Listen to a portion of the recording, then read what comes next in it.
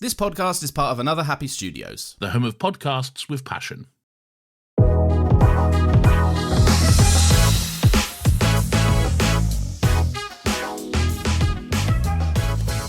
Hello and welcome once again to Talking Pictures Podcast. I'm your host David and joined with me as always my co-host Brian. Brian, how are you today? Our little boy's growing up. Which little boy is this? Superman. Man, we start this movie off, he's already grown. We don't get it in order. Yeah, but from the firing of James Gunn and then to the cancellation of the DCEU to the creation of the DCEU to the rehiring of James Gunn as the head of DCU and then announcing himself as the director for the new Superman cast and everyone else in that movie and us to monitoring the whole thing. All for us to talk about here now. And now it's released. It's here. He's here. Little boy's grown up. When we started the podcast, the DCEU was still alive. I would say alive, not alive and well, but it was alive because we did Shazam. What did we do? We did 4 of them. We did Shazam, Blue Beetle. I'm more trying to think when did Aquaman. Peacemaker Season 1 come out. And I think that was 2022. January 2022. Oh, it was The Flash. I couldn't think of the 4th one. It was The Flash. Yeah. Well, we're having 2 separate conversations. Yeah, sorry. When we started the podcast, it was alive and it was still going. Well, When did James Gunn come out and announce that they were rebooting the DC? It was before Flash, was it? Or was it after Flash? No, it was before. Remember in that announcement, Gods and Monsters, he also talked about those 4 movies with the Flash coming out, how the Flash is going to be used as the tool to reset the entire DCU, which is just another way of saying, yeah, we're just releasing these movies because they're already made, and then we're just going to completely disassociate ourselves to them. Maybe we did talk about this. Do you remember when we did Shazam? Yeah, part and of the that future at of the the end was like the DCU. future of the DCU. So if we want our initial thoughts on that, go back and, well, I'd say skip the Shazam part because it's a pretty shit movie.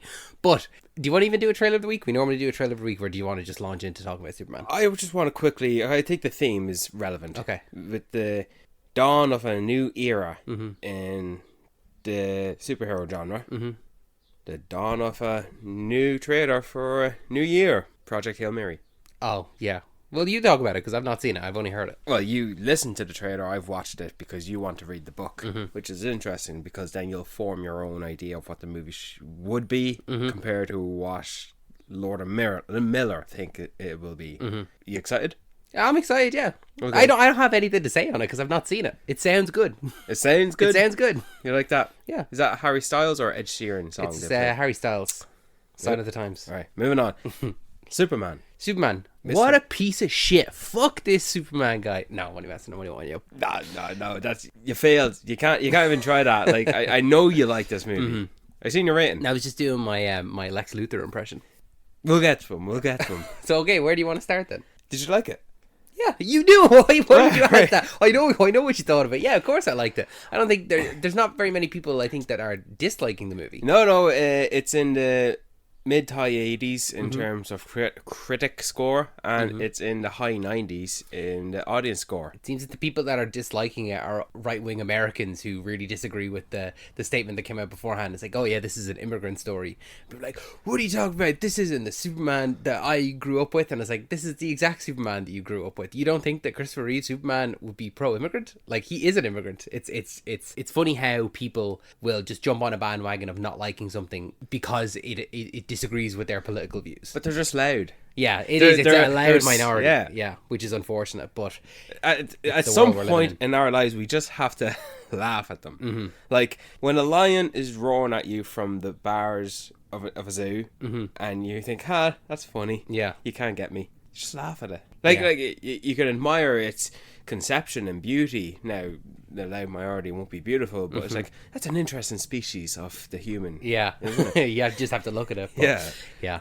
But I enjoyed the film. I think I need to see it again because I think we want to see it again. Yeah, but I think that kind of going into it, it took me maybe a minute or two to get on board with it. Just in the sense of like, okay, I have to let myself over to the film, if that makes sense. Is this during watching the movie? Yeah. Right, I'm the same. Okay. So it's not easy to make an animated movie into live action. And I'm not talking about what, let's say, How to Train Your Dragon did. Making not a live action remake. Yeah. This Superman movie is what an an animated movie would look like in live action. Yeah. Because of how comic booky it Yeah. is. The commitment that James Gunn had to go 90 and beyond in this movie. Like, I felt at times he was holding our hands, but he was teleporting us straight into certain environments where, speaking for myself, I'm going, what? Is this actually a thing? An example is the Pocket Universe and the river beneath it. And none of the crypto stuff, none of the gadgets from Mr. Terrific, the clone, all of that is stuff I can expect in a movie like this. Yeah, you can wrap your head around it, Yeah. quickly before you even go in. Yeah. But Like the first tease of that was seeing the Fortress of Solitude coming up from beneath the ice, and it's just it looks like an architectural structure. yeah. But it can go under the fucking ground. How is that not magic? Yeah, it is. That's what comic book stories can be. Is like, oh yeah, this is just science you don't understand. It's just magic. But it has a perfectly shaped Superman symbol at the door. Magic, yeah. It's comic book. It's one of those things that it's a story that, because it does the comic book stuff so well, when it presents something to you that you can't wrap your head around, you just kind of you go along with it and you get your head around it as the movie goes on. It's not like you're stuck on the point of hold on a minute, how does that whole thing work? How does a fortress come from the ground? How can it spin around to face exactly where it needs to be? Yeah. Well, I'm not questioning it because you can't. But it's also a Superman movie, so I'm not going to question it. But what did you think of something like, let's say, the Fortress of Solitude, which I found it easy enough to suspend my disbelief, but watching a human, doesn't matter if he's Lex Luthor, a human man walk through a teleporting machine and enter a pocket universe that they call, which is just an abandoned, empty, vacant environment. Yeah. Where he hides his prisoners in box cages in a column, like a wall, which pretty much captures something you would see in a comic book strip or an animated movie. Yeah. I thought that was going to be I accepted it when it came on. I was like, okay. Almost instantly, you accepted it. Because it was because of the dialogue that came up at the very start, like the writing on screen, where it was like giving us a full kind of history of this new universe, where the first metahumans were 300 years ago. Superman landed, or Kal-El landed on this planet 30 years ago. He announced himself to the world 3 years ago, and so you kind of get a sense for, all right, okay, we're not jumping into this world, and like where, say, Man of Steel, where we jumped in that, and Superman is the first public acknowledgement of a superhero At the time, anyway. At the time. They retroactively obviously change that. Yeah. But coming into Superman, you are aware that, okay, things have happened in this world beforehand, and we know that from, say, Creature Commandos. When they do 300 years ago, you kind of, I was thinking, I was like, oh, I wonder who that could be, because even, say, The Bride of Frankenstein, when was she? Maybe she was the first. Yeah. Maybe Frankenstein and The Bride of Frankenstein, maybe they're the first technically metahumans. But because of that dialogue at the start, I then was prepared that, okay, they may show me something that, like the Pocket Universe, where, okay, that's something that has happened in, say, maybe the 3 to 10 years before this movie has come along. And it's something that Lex has been working on. I'm glad that Lex is a character who he's a real bad guy. It's not like, say, Jesse Eisenberg was in Batman vs Superman, where he's a neurotic person. He's just a straight up bad guy, and he's doing bad, evil things. And one of those things is creating this pocket universe, something that would change the way that people move throughout the world, being able to move from America to Australia in 5 seconds. But no, he's going to use that as his own personal prison. I thought when that initially happened, I was afraid. I was like, all right, okay, here we go. This is going to be our connection to the previous DCEU. Really? That I thought that's where they were going to go with it, and I thought that, this is how we're going to get John Cena, Peacemaker, from one universe to the next. And I thought we were going to get a look in those cubes, and it was all going to be little cameos and stuff like that of people to come, or maybe previous versions or anything like that. So I was kind of rolling my eyes at that. I was like, oh, we're not doing this straight away, this multiverse thing again from point one. I'm just kind of I think, and it's everyone, not just me, but a lot of people are kind of over multiverse stories. DC had dipped their toes into it with The Flash, and we all saw how that turned out. Yeah. So I was just afraid that they were going to immediately jump in with multiverse stuff again. So I was glad that it was just the cameos that we get, and I say cameos in inverted commas. It's people that Lex doesn't like, you know, an ex-girlfriend or, you know, a barista that gave him the wrong coffee order. Like, I would believe that it's that petty. Do you know, he just has people he does not like. He's just a bad person. I want to swing back to that opening text.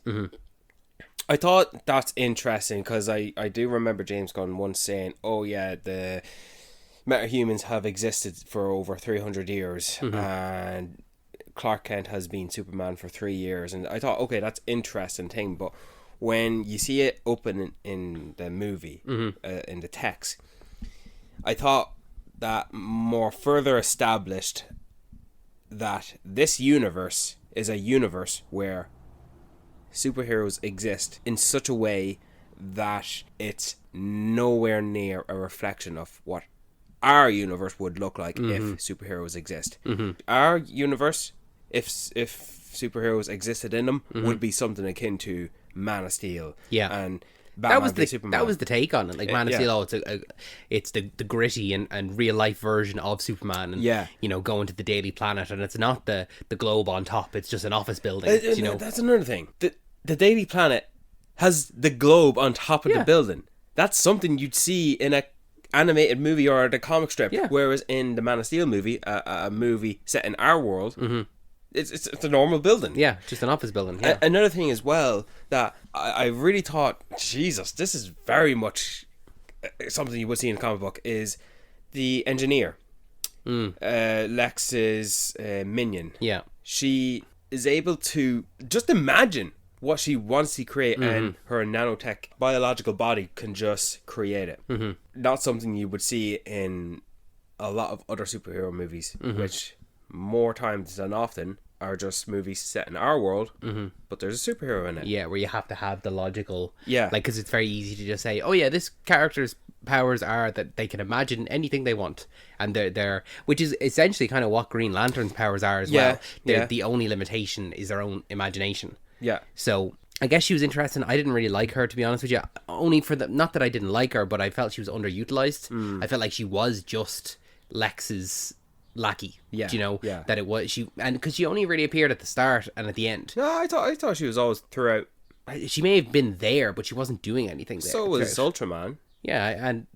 that complaint extends to him, Brian. Well, then we'll go through the characters in a bit, but like a real compliment I have to say is James Gunn trusting us as an audience to get on board that this Superman movie is ripped right from the comic books, and we are able to go along with it. Like, this is a fantasy movie that's not a fantasy movie. Yeah. I quite like the fact that we're not handheld, like you were saying. You know, we are a little bit, just in terms of like, oh, here's, you know, your introduction. But it's very... It feels as though it's very early on in the movie that he lets your hand go and goes, all right, okay, now we're going to tell the story and follow along, you know. And what I really liked about that, especially, was the fact that we get an introductory scene of Clark in the Daily Planet. And him, you know, going around, Lois looking at him a little bit suspicious. And you get that classic kind of like, oh, the Lois and Clark dynamic here of she's going to figure out that he's Superman. And then literally the next scene, she comes home, he's making dinner, and he's like, yeah, you know, that was great when you were giving me a bit of guff for my writing. And she knows that he's Superman, and they're in a relationship, and it's been about 3 months for them. Where they've been seeing each other, and then we do get an actual bit of a bit of a clash of personalities there, where she was like, I wasn't pretending, like, your article wasn't great, you know, and she does, you know, question him on, and we get a great interview scene with Lois and Clark. You know, it's not, even though it is Lois interviewing Superman, which is the classic, you know, I spent the night with Superman, like the interview from the first Christopher Reeve movie. But we get a little bit of a Lois and Clark and Superman. You know, it's Clark nearly playing the character of Superman for Lois. Yeah, we never really got much of that in... Never. Like when me and you are growing up, like, our Superman movie is Man of Steel. That would have been, yeah, definitely. 2013. Yeah. Like, that is the Superman movie we grew up in. We are now fully functioning adults, and we have another Superman movie, just as many as there are Spider-Man movies and Batman movies now. but I like that this one is different compared to the rest. And another example, I want to talk about the Lois and Clark relationship. Oh yeah, I want to talk more about their dynamic and their relationship. Yeah. But what I want to get through now is additional elements in this movie that James Gunn drops something in this movie, and you're expected to go along with it, and that he can trust us that we don't need further explanation. Right? The larger things in that is like the pocket universe and the fact that Lex just already hates Superman. He already has his team of minions, which is very original Superman movie-esque. There were a lot of elements from the original Superman movie in this film. Yeah. And even so much to that some of them are just plot points that are just reconfigured to be in this day and age. And we will talk about those as well. And I thought they were really good. That in a way they're paying homage to the original Superman, but like, oh no, well, it's still a good plot point. And yeah, say it's from the comics, you know, that Lex would want to do this or Superman would do this or whatever. But another thing is some of the side characters, more specifically Metamorpho. I thought that we were going to get a narrative with him where we see what happens to him and how he becomes Metamorpho. No, he's already Metamorpho, and he's already in prison, and he's already on the ready, given instructions pre-Superman's arrival. When we bring him in this box, and I give you the cue, like we practice, generate kryptonite. Like, he's already an established character, and we're not questioning how he got like this, how he has a mutant baby, and who he is. Like, I think he's a scientist, maybe a rival to Lex Luthor. His surname is Stagg. The name Stagg appeared in the building. Stagg Industries, yeah. Yeah. So, see, I think that needed to be done. There are some times where characters are not, I don't want to use the word obscure, but they're lesser known. And so maybe get like a full origin story for Metamorpho. It wouldn't have fit in this. This story. I'm not talking about an origin story. I'm talking about like an introduction of who this character is and his role. Yeah.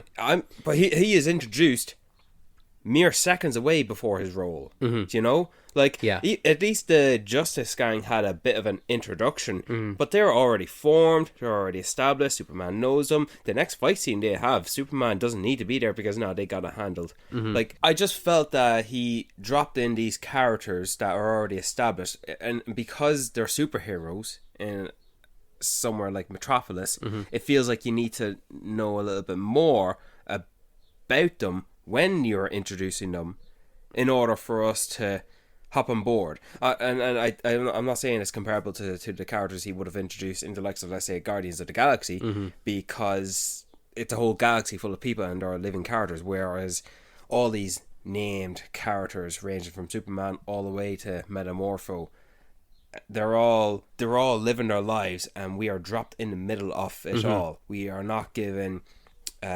backstory of how Superman met the Justice Gang. Yeah. The Justice Gang is led by, what's his name? Nathan Fillion, Guy Gardner. No. James Gunn's brother. Oh, Maxwell Lord. Sean That's Gunn. him. Yeah. He's briefly seen in like news footage. Yeah. And he'll have a role to play later on. I just like that he trusted us to watch this movie and to take everything as it is. Like, even, let's say, a movie akin to the first Avengers. Yeah. Every member in that movie, who ranging from Tony Stark to even Maria Hill, I felt like they had a bit of an introduction for themselves, you know? Like, when they're first seen on screen, the dialogue sort of brings them into who they are, and then we see what role they play throughout. Yeah.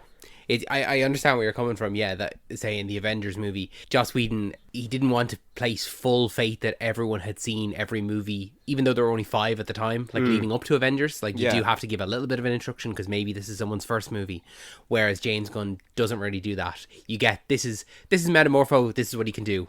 Yeah. Plot. You know, this is Hawkgirl, this is Green Lantern, this is Mr. Terrific. But like, they're part of the Justice Gang, and that's it, we're away. We don't even get a full breakdown of, say, Hawkgirl's powers or anything like that. Yeah, like, what we get of her is what we see. Like, we don't even really know who she is. Like, we have a bit of an understanding of a Green Lantern, therefore we know a little bit more about Guy Gardner. But he even says it through dialogue that he was appointed by being chosen. Mr. Terrific, anyone can just surmise, he's just a Tony Stark like type of character, you know? Well, I think that it works really well in that you're not bogged down by having to explain who everyone is exactly and all that kind of stuff. And I hope that it continues, because what I would like to see is a universe that continues between the movies. I fully believe that can happen. Obviously, James Gunn needs to be parenting. He needs to helicopter over, seeing every movie in between. Yeah. So, like, things are happening in between this movie and Supergirl.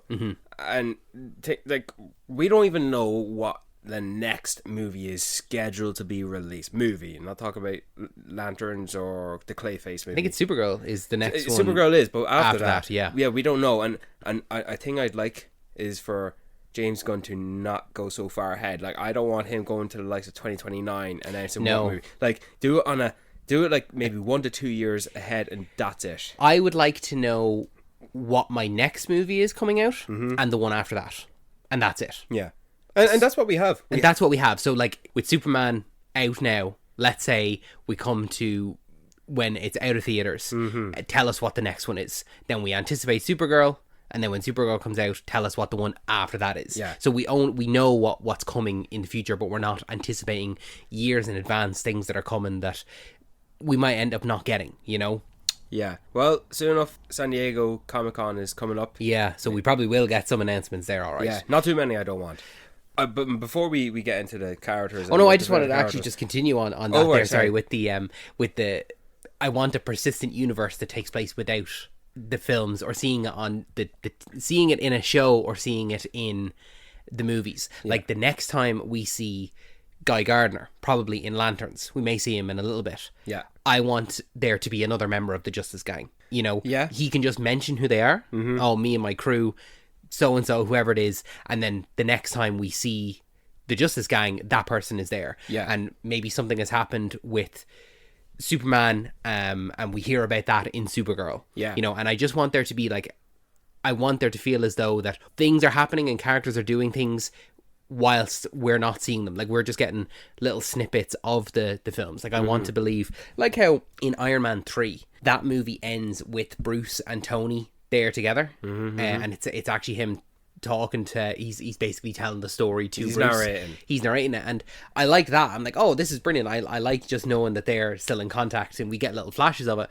Because the next time we see them would be in Avengers Age of Ultron. Yes. And there's not much of a clue into, they say, oh yeah, we've gone on multiple missions, but there's no talk about what those missions were, because for us as an audience, it feels like it was just Avengers and then Age of Ultron. Yeah. And it feels like they're the only two Avengers things that happened. Whereas if in those other movies between those, that they referenced things that have happened as an Avengers team, not just, oh, I'm part of the Avengers, oh, I'm, part of this team, whatever.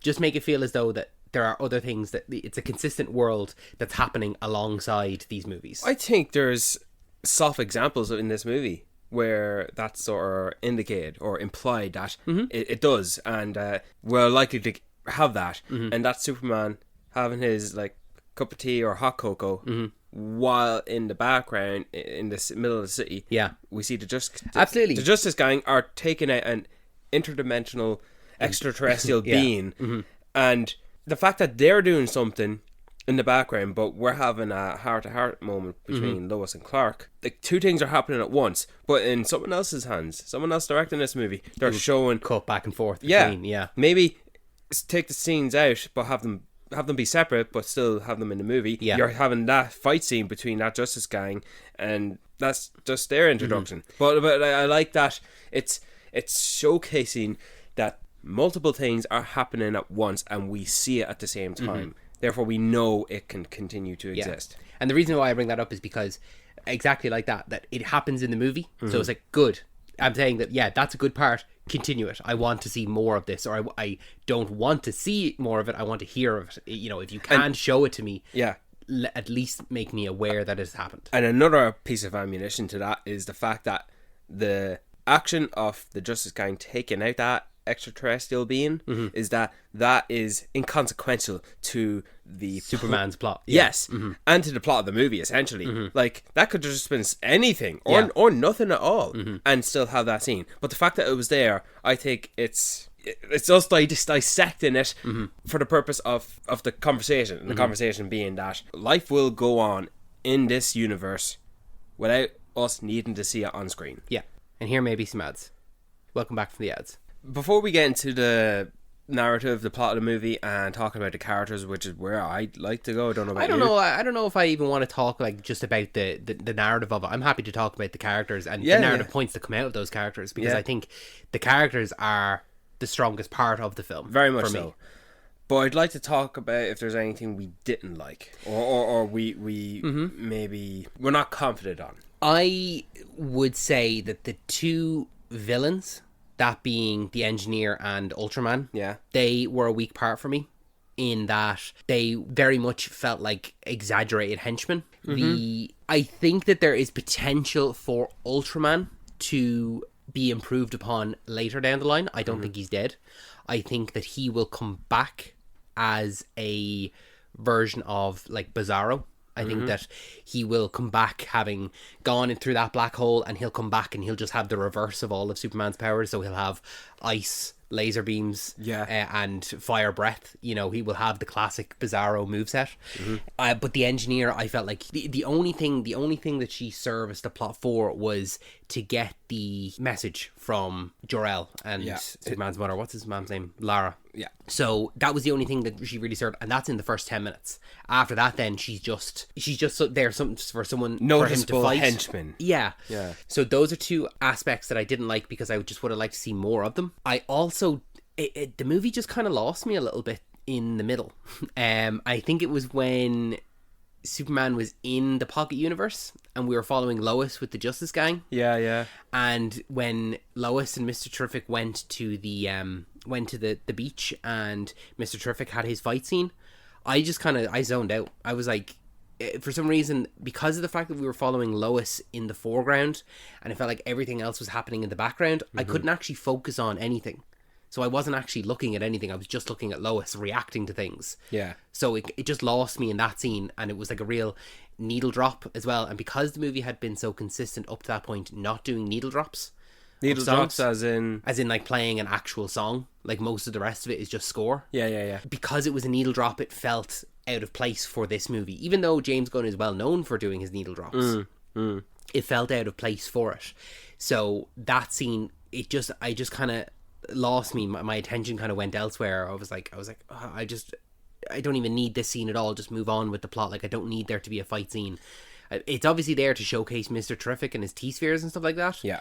And I understand what it is, and maybe I just need to watch it again. But because of the fact that Lois is in the foreground and all the action is taking place in the background, I couldn't focus on any particular thing. Gotcha. That's just a complaint that I have of it. I agree. Yeah? With the Mr. Terrific part. Only because when visual effects are heavily messy like that, in terms of a lot of information going on, and the fact that a song is playing, therefore you know it's going to be a little bit longer because it's more of a sequence. Yeah. I like that Mr. Terrific had his solo path in this movie outside of the Justice Gang to a point where I actually expect him to not be part of the gang next time we see them. I think that'd be a great development. That he moves on from the Justice Gang. I could see him just at least leaving them and not being part of them, because I think he's the more sensible, the more mature of them all, the more capable to be on his own. But for me, it feels like he's only part of the gang because he needs the funding from Maxwell Lord. Yeah, but like I can see that being a reason why he's there. Maybe, but he does come across as someone who is rich. I didn't feel that, but I understand where you're coming from. I didn't. I felt of him, the fact that he is the only one to go and help Lois in her quest to find Clark. Yeah. That he doesn't actually kind of follow the rules of the Justice Gang. He may be nearly annoyed by Guy Gardner as well. Yeah. So he's just there because he can't fund it himself. Yeah. Well, him in that fight scene where you see his circles, and yes, that's an insult to him because you said T-spheres, yeah. Well, his circles, I had to really pay attention. Are those circles bumping into the goons and knocking them out? Because it didn't feel so effective. I thought the camera work it wasn't shaky cam, but it was so fast that by the time we got to it, I couldn't breathe, equivalent to Mr. Terrific throwing a punch. He was already hitting the guy by the time I was able to keep up with it, you know? It was just too fast, or at least just too frantic. But overall, I did like the fact that he was there, and he's the man who's walking into a hostile environment, confident he's going to be coming out on top. Yeah. I thought that there was a few pacing issues throughout where, you know, we have his introduction with Superman, which is where he gets rejuvenated by the sun in the fortress, and he's rescued by Crypto, and then he goes back to Metropolis where everyone is waiting, dropped in the middle of the action, and he's taken out again by the Hammer of Borivia, which is revealed to be Ultraman. And then we see him as Clark in the Daily Planet, and then with his bit of relationship with Lane, and then jumping into the next action scene, which is the Titan, the Kaiju monster. And then that ends with Crypto being captured and the service robots and the Fortress of Solitude being taken out, and then the information is being leaked, and then that's when he gets captured. I thought that the overall path had an issue of not keeping me on my feet, and I found out I just found that each scene connecting to the overall movie was too broken, and it was like, rather than it being a straight line, it was going up and it was going down, and then it was going up and it was going down. Yeah, like it was still connected, like with like blocks, but it was broken blocks with string still keeping everything a hold. And it wasn't until Mr. Terrific and Lois Lane entered the Pocket Universe to find Clark and Superman breaks out.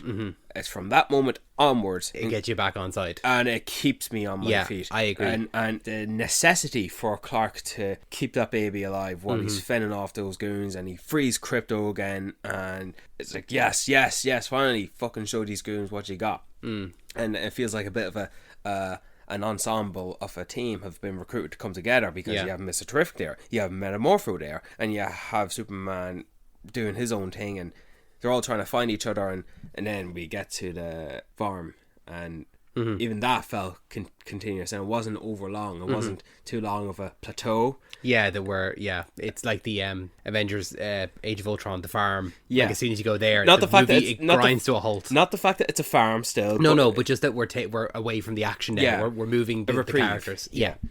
Can I say one other final thing that I just I wasn't totally on board with. Just before we start talking about the actual good stuff, because there's a lot to love about this. I found some of the comedy in it, some of the straight up comedy, I was kind of rolling my eyes at. Like what, if you can remember? So there was just a few instances where like it was just trying, like it was a moment that was supposed to be comedic and trying to make you laugh. The moment where Mr. Terrific and Lois, it's the one that stands out to me the most, when they're standing outside the garage door and the garage door opens so slowly. And she's like, typical joke you've seen before. And I was just like, oh, come on, like all right, we get it. I was like, that it's not funny. I'm not finding this funny. And now it's just like, especially when it's a joke, that the joke is that this is taking so long. That annoys me more, because it's like, all right, I get the joke, and now it's annoying because the joke is that it's taking so long, but it is taking long. I would rather them just get into the car, them turn up at the thing, and phew, it shoots up and they're off on the thing. Or even just, no, I've got a ride, and then he takes her to an open airfield and there it is, or something like that. Just move on with it. I don't need this joke here. I didn't find it funny. And there were a few instances of that where it was just a straight up comedic moment, and it just didn't work for me. Where I was just like, I'd rather this just be, because there are funny moments in it throughout that do work, and they are funny, but it's at a different level where it is just genuinely funny, as opposed to I'm making a joke. It's a non-issue for me. Maybe in another situation it would be an issue for me. Maybe if I had more issues with the movie, it would be, throw that in as well as another reason why I don't like this movie. But I do like it, and it's just a non-issue for me.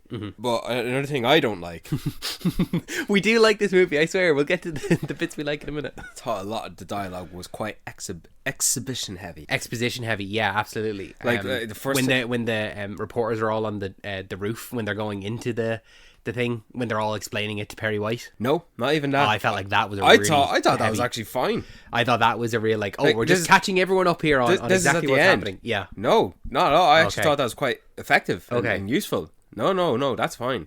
That's it's more of a non-issue for me. That's needed. I don't have that much of an issue when it comes to exposition. It's just when it's noticeable exposition. That's when I don't even take issue with it, but it becomes noticeable to me. I'm like, all right, okay, this is... Like when Lex Luthor breaks into the Fortress of Solitude and he's just standing there staring at the monitor, the panel, and he just says Superman. And he goes on to his big spiel of why he doesn't like him and why he's devoted his life to doing it. And then in comes engineers. Yes, I've devoted my entire life. I've given up my humanity to fight Superman. It's like, there is a better way you can communicate this if you need to communicate at all, or you don't need to. You can just have a short, quick dialogue and let Lex Luthor's big spiel at the end when he's do it there at the do end. it there, keep Yeah. it there. Unload there as your final dump to hit to the audience, in case you didn't know. Like his dialogue at the start when he's just speaking to the audience, because in the movie, in the scene, he's only speaking to Ultraman, who he deems as nothing but a dumb mute ape, and Engineer's the only other person there. So what is he telling her this? And these two people would know it already. Yeah, they know it. Like, we don't need that. I thought that was like, nah, come on, James Gunn, you are better than that. But I'm not a fucking writer, and I'm not going to do a Superman movie. That's just one example. Surely there was another example where I thought, Jesus, another big dump of exposition. Yeah, That- when it stands out to you, that's when it's a problem. Yeah. When you know, this is for exposition. yeah. So I understand, yeah. But any other time it happened where it might seem like exposition, like maybe like the big monologue that Lex Luthor delivers at the end. No, I thought that was fine. I thought that was needed there. But yeah, like we didn't get a big dump of exposition from Metamorpho to explain how he has that son Yeah. named Joey. Anywho, but yeah, All right, let's talk about the good things. Let's talk about Okay. what we did like. okay, Superman. I am just so glad, and I'm sharing this sentiment with, I think, everyone around the world. It's just so good to have like a happy go lucky, like hopeful character to look up to. James Gunn made this Superman to embody that being nice is cool. Yes, absolutely. If not even that it's cool, it's punk rock. I'm gonna be a rebel. I'm gonna be really nice to everyone. I thought, like, if it was from the jump, as soon as he gets back to the fortress and Crypto is jumping around and he's like, he puts his hands on his hips and says like, golly, he said golly. Does he say golly? He says golly, and I was like, all right, okay, we're going for the Kansas boy here I'm now. nearly surprised we didn't have a scene of him rescuing a cat from a tree. Well, we had him rescuing a squirrel from the kaiju. fucking So this is the closest you're gonna get. This Clark, compare him to Henry Cavill's Superman. Yeah. This Clark grew up in Smallville. He feels like the character who Lois would nickname Smallville and call him that. Okay. Whereas that other Superman, he is Clark. He's being called Clark by Lois. Yeah, This okay, feels yeah. like he grew up in the middle of nowhere, Kansas, in Smallville. He always wanted to try out for the football team, but he couldn't because of his powers. Like proper Smallville stuff. Did you watch Smallville? Absolutely, I'm watching it right now. I'm rewatching it. I've not seen Smallville, so any reference or comparisons is Well, not even to the TV show, but just as a concept of it, that he comes from a place called Smallville. But you see, that even I would, if you would ask me, where does Clark Kent come from? Where does Superman come from? I'll either say Krypton or the Ma and Pa Kent farm. I would not be quick to say Smallville. That's just my knowledge of Superman. Yeah. And it's not limited either. I wasn't on board until close to the time that his get up as Clark Kent was very dorky. Like, look at that bushy curly hair he has on top when he is Clark Kent compared to when he has a more cooler looking slick hair as Superman. You know what? The movie, it's so effective, his appearance as Clark. Yeah. Because after their interview scene, I don't think we get any scenes with Clark. He's only No. Clark in that first scene in the Bugle, or not the Bugle, that's Spider-Man, in the Daily Planet, and then his interview with Lois. But even at that, he's more Superman than Clark, Yeah. I did notice that. I don't have a huge issue Neither with it. do I. I'm Like, perfectly fine with it. But the fact that his small appearance as Clark that you notice the difference between him and between Clark and Superman. We'll put it this way: between Man of Steel and Batman v Superman, we'll exclude anything else because it's Superman from that point on. Yeah, because he's in an ensemble movie. Yeah, I thought there was more Clark Kent in this Superman movie than there was Clark Kent in both Man of Steel there is. and Batman v Superman. I felt Clark Kent was just standing in a room because Zack Snyder was having him as Clark Kent relevant to be in a scene with the likes of Bruce Wayne or Lex Luthor and so on and so forth. Yeah. Whereas this Clark is actually hiding the fact that he's writing. He's an actual journalist. Yes, he's going to work. He's showing up there. I like that. I like his little... Here, this is something that captures his lived-in life at work. His little hey man, I loved your review on there, and this has come from Jimmy Olsen, and he does a little kick handshake where the two of them do a little best friend handshake. Yeah, with their feet, and they're raising their knees or something like that. It's briefly seen in the trailer, but this is when Clark Kent is on the phone to Ma and Pa. Yeah, I like that a little bit. Those two would go out and share a drink together. There's a reason why Jimmy Olsen is Superman's pal. And you do get the sense of that, even though they don't interact much, just that was enough to you go, all right, these two they're good pals. You know, they dork out on something. Yeah, they have a D&D game that they play together. What did you make then? While we're on, what did you make of Jimmy Olsen? Jimmy, the sex magnet that he is. I thought it was quite funny. I thought that he plays the dorky. I like that it subverts that he does look like a bit of a dorky guy. He is a dork, but he is the absolute ladies' man, and that is what saves the day, really. He and Eve Tech Master or Tech Master? Which is it? Tessmacher. Tessmacher. Yeah. Okay. Yeah. I've heard it pronounced one way. I've seen it spelt another. Eve Tech Master is what I'm. Tex Master. What is it? Tessmacher. Tess. You're terrible with names. Tessmacher. Yeah. Mocker. Yeah. Eve. Yeah, Eve. Jimmy and Eve are the unsung heroes in this movie. It's her photographs in with her selfies with all the information in the background. I didn't have the rug pulled from under me when all the selfies she sent Jimmy were secretly evident where when she takes a selfie, every time she's taken a selfie, and she does it a few times, it's her taking a selfie while in the background she's capturing some stuff of evidential value that could incriminate Lex Luthor. Because she's stuck with him, not because she's a dumb blonde, no, because she knew he would imprison her in the Pocket Universe. Yeah. And a simple hateful, spiteful, petty act of Lex Luthor throwing a pencil at her pushed her over the line to say, no, fuck this guy. I'm fucking, I'm reporting this to the But you know planet. what? I genuinely do think that the only reason that pushed her over the edge was because she had an interaction with sex appeal Jimmy Olsen. Had she not had that interaction earlier on in the movie, she would have just gone to the closet and cried. That was as an audience, our first interaction between the two. But they do know of each other because you went to the bathroom at this scene, but Jimmy Olsen pulled up his phone and he went into his contacts. Probably scrolled through about 1 million women before he got there. But it was indicated or heavily implied, either through dialogue or through show don't tell, that Eve is a source to Jimmy. That's how he treats her. Yeah. But for her, he's the one that got away. Yeah. And it seems to be that's the case for everyone, But they know each other. Them two meeting up was not the first time they met. No, I don't think. Yeah. But I like that, and at the end, I don't know how to feel that Jimmy wasn't into her.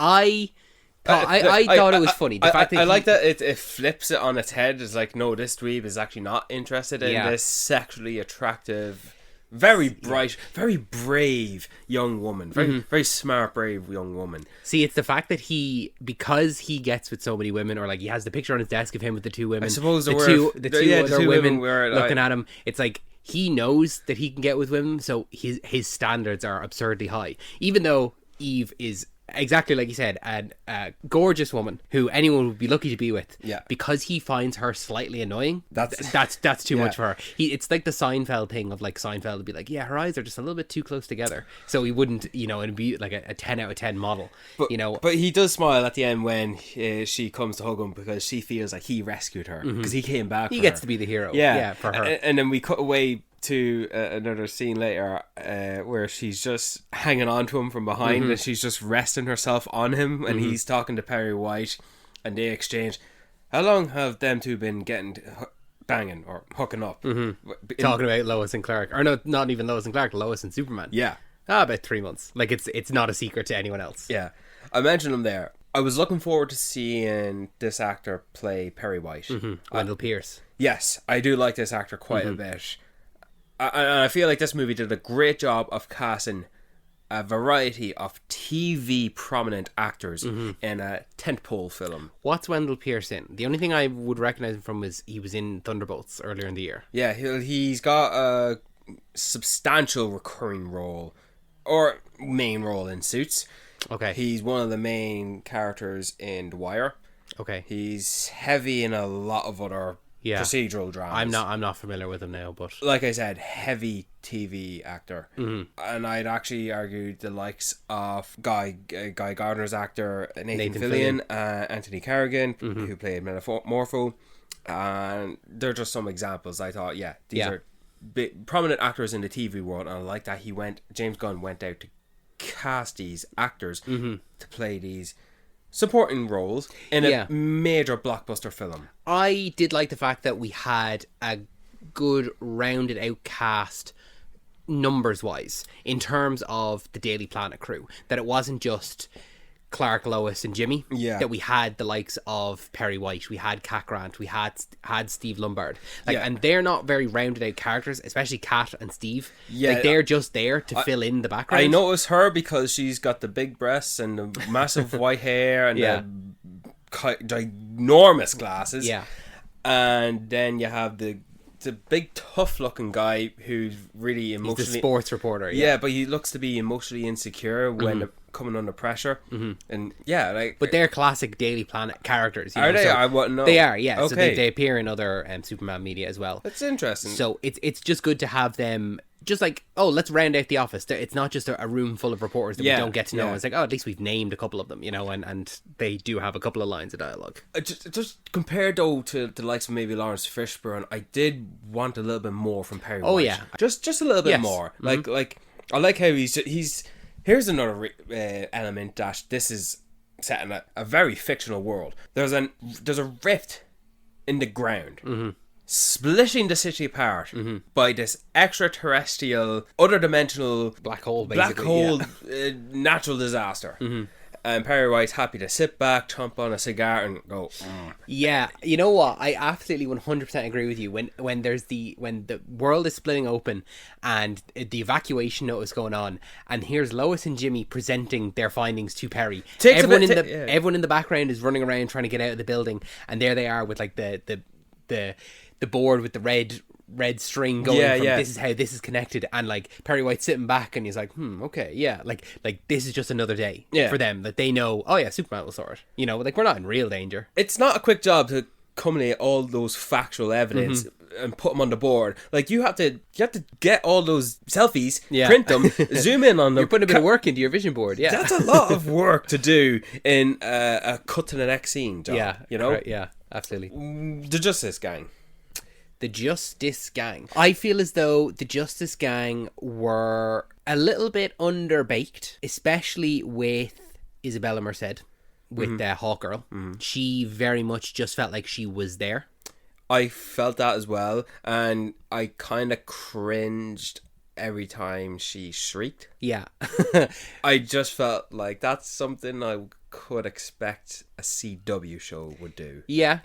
And I think Hawkgirl is very much a bit more of that, leaning more into the comic bookness of it all, if that makes sense. Like, I would be shocked to see a Hawkgirl standalone movie, that kind of way. I don't care how popular Isabel Merced's gonna be. She's having a fabulous year, but No. And I think had this movie come out 2 years from now, Yeah. Hawkgirl would have had a bigger role because of how big Isabella Merced has become in the last year or so. I disagree. I think, well, I maybe don't- if it was a situation where, let's say, she had signed on and the movie got delayed for 2 years, but she still did the movie, that they would have expanded her role a bit more. I don't know. James Gunn's not gonna be. He's not gonna fall victim to the popularity of an actor. Therefore, he's going to extend the movement of the character in his movie. I think James he's immune to that. I think. I understand where you're coming from. Absolutely, I could see it even just being something as simple as having Hawkgirl go with Lois and Mr. Terrific, and Yeah. she's the one. She goes into the Pocket Universe and helps there. Yeah, just yeah. so that she has another scene, Yeah. And Nathan Fillion is the only one who decides I'm not going, and he's left in the Hall of Justice kicking and screaming. It's like, I'm the leader, you have to listen to me. And he's the one that doesn't Sulking go. over the insult Sulking over from it. his haircut. Exactly. I'm glad that someone brought it up. But she was a little bit underbaked, and that's just a consequence of you can't have a full-on arc for every single character. Yeah, look, we had a quick scene where she's looking at the news from her apartment. Everyone had a little moment to react to the news of the rift ripping open and taking the city apart. But yeah, no, there wasn't really much to it in terms of her role in it. Like, you could say, what do you do here? But I think without her, we would be missing a trinity. Oh yeah, Things work better in 3. It's just unfortunate that Mr. Terrific as a character has more to do, and Guy Gardner as the dickhead is going to stand out more. I think that what they did with Guy Gardner, they did well, because they make him a dickhead, but a likable dickhead. Like, you still like him, but you acknowledge, this guy's a bit of an asshole. Yeah. And you just put up with him because, he gets the job done and he's competent. And you can see him appearing in, say, the new Lanterns movie with Aaron Pierce. Oh, he's and confirmed. Kyle Chandler. Yeah, no, you can see him being there, and he's the Lantern who they don't like. Yeah. The two of them get on, but they don't like Guy. Yeah, but he's going to be going around thinking, I'm the shit. I'm the Green Lantern. I was the first Green Lantern, or something like that, to that effect. His uniform is interesting as well, because isn't a Green Lantern supposed to wear a green uniform? The costumes that the three of them wear are all like Maxwell Lord Justice Right. Gang kind of provided for them. Right, Right. I think there was a lot of speculation before this that they were going to that by the end of this movie that the Justice Gang would be defunct. They wouldn't.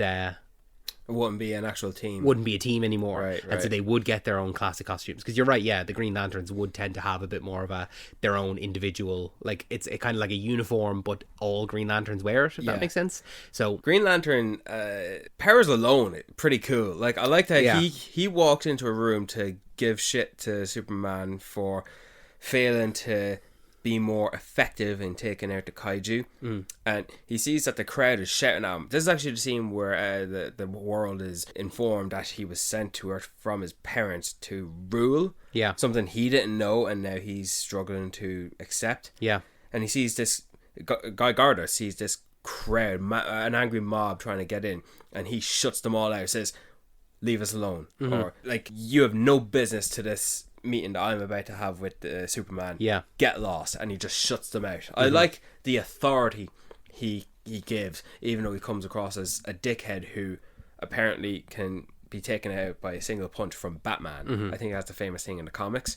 But even then, like, he can stand up to Superman, "Make your move, Big Blue," and he says that with a big smile on his face. Like, remember Nathan Fillion in Guardians of the Galaxy 3? Like, a little bit similar to that, but definitely a laughable joke. Whereas I actually can get on board with Guy Gardner here.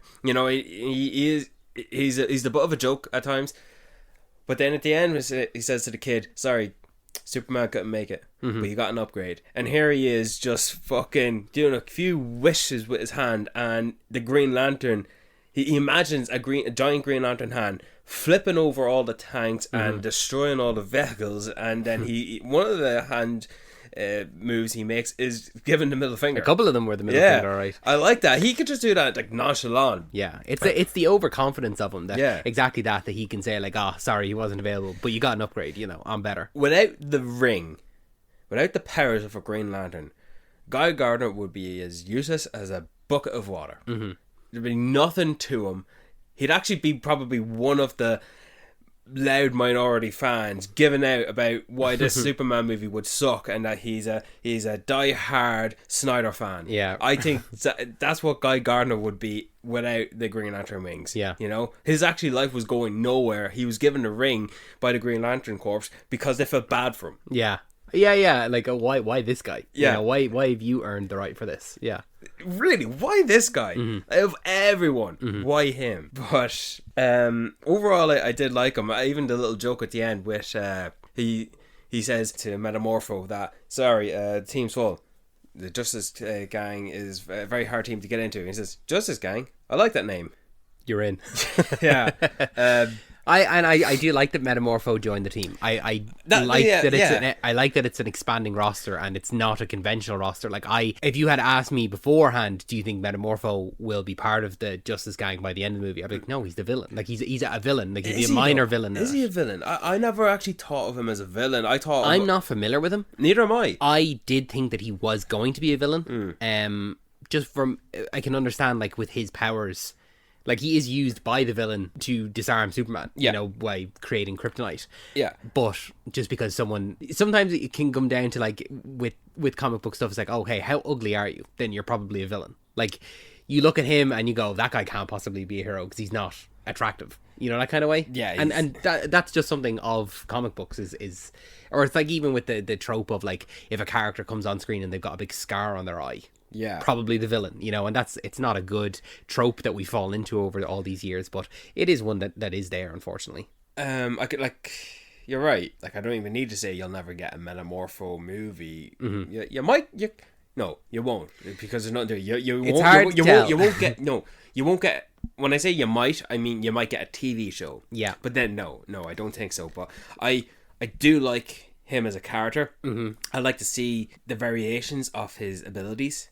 Like, let me put it to you this way. Yeah. Metamorpho could have very easily been a character in the Creature Commandos, and he could have been a carryover into this Superman movie. Yeah, you're right. I feel as though there would have been absolutely no issue whatsoever in having him appear in that TV show and then also here. And because of the fact that he was on a team of their anti-heroes.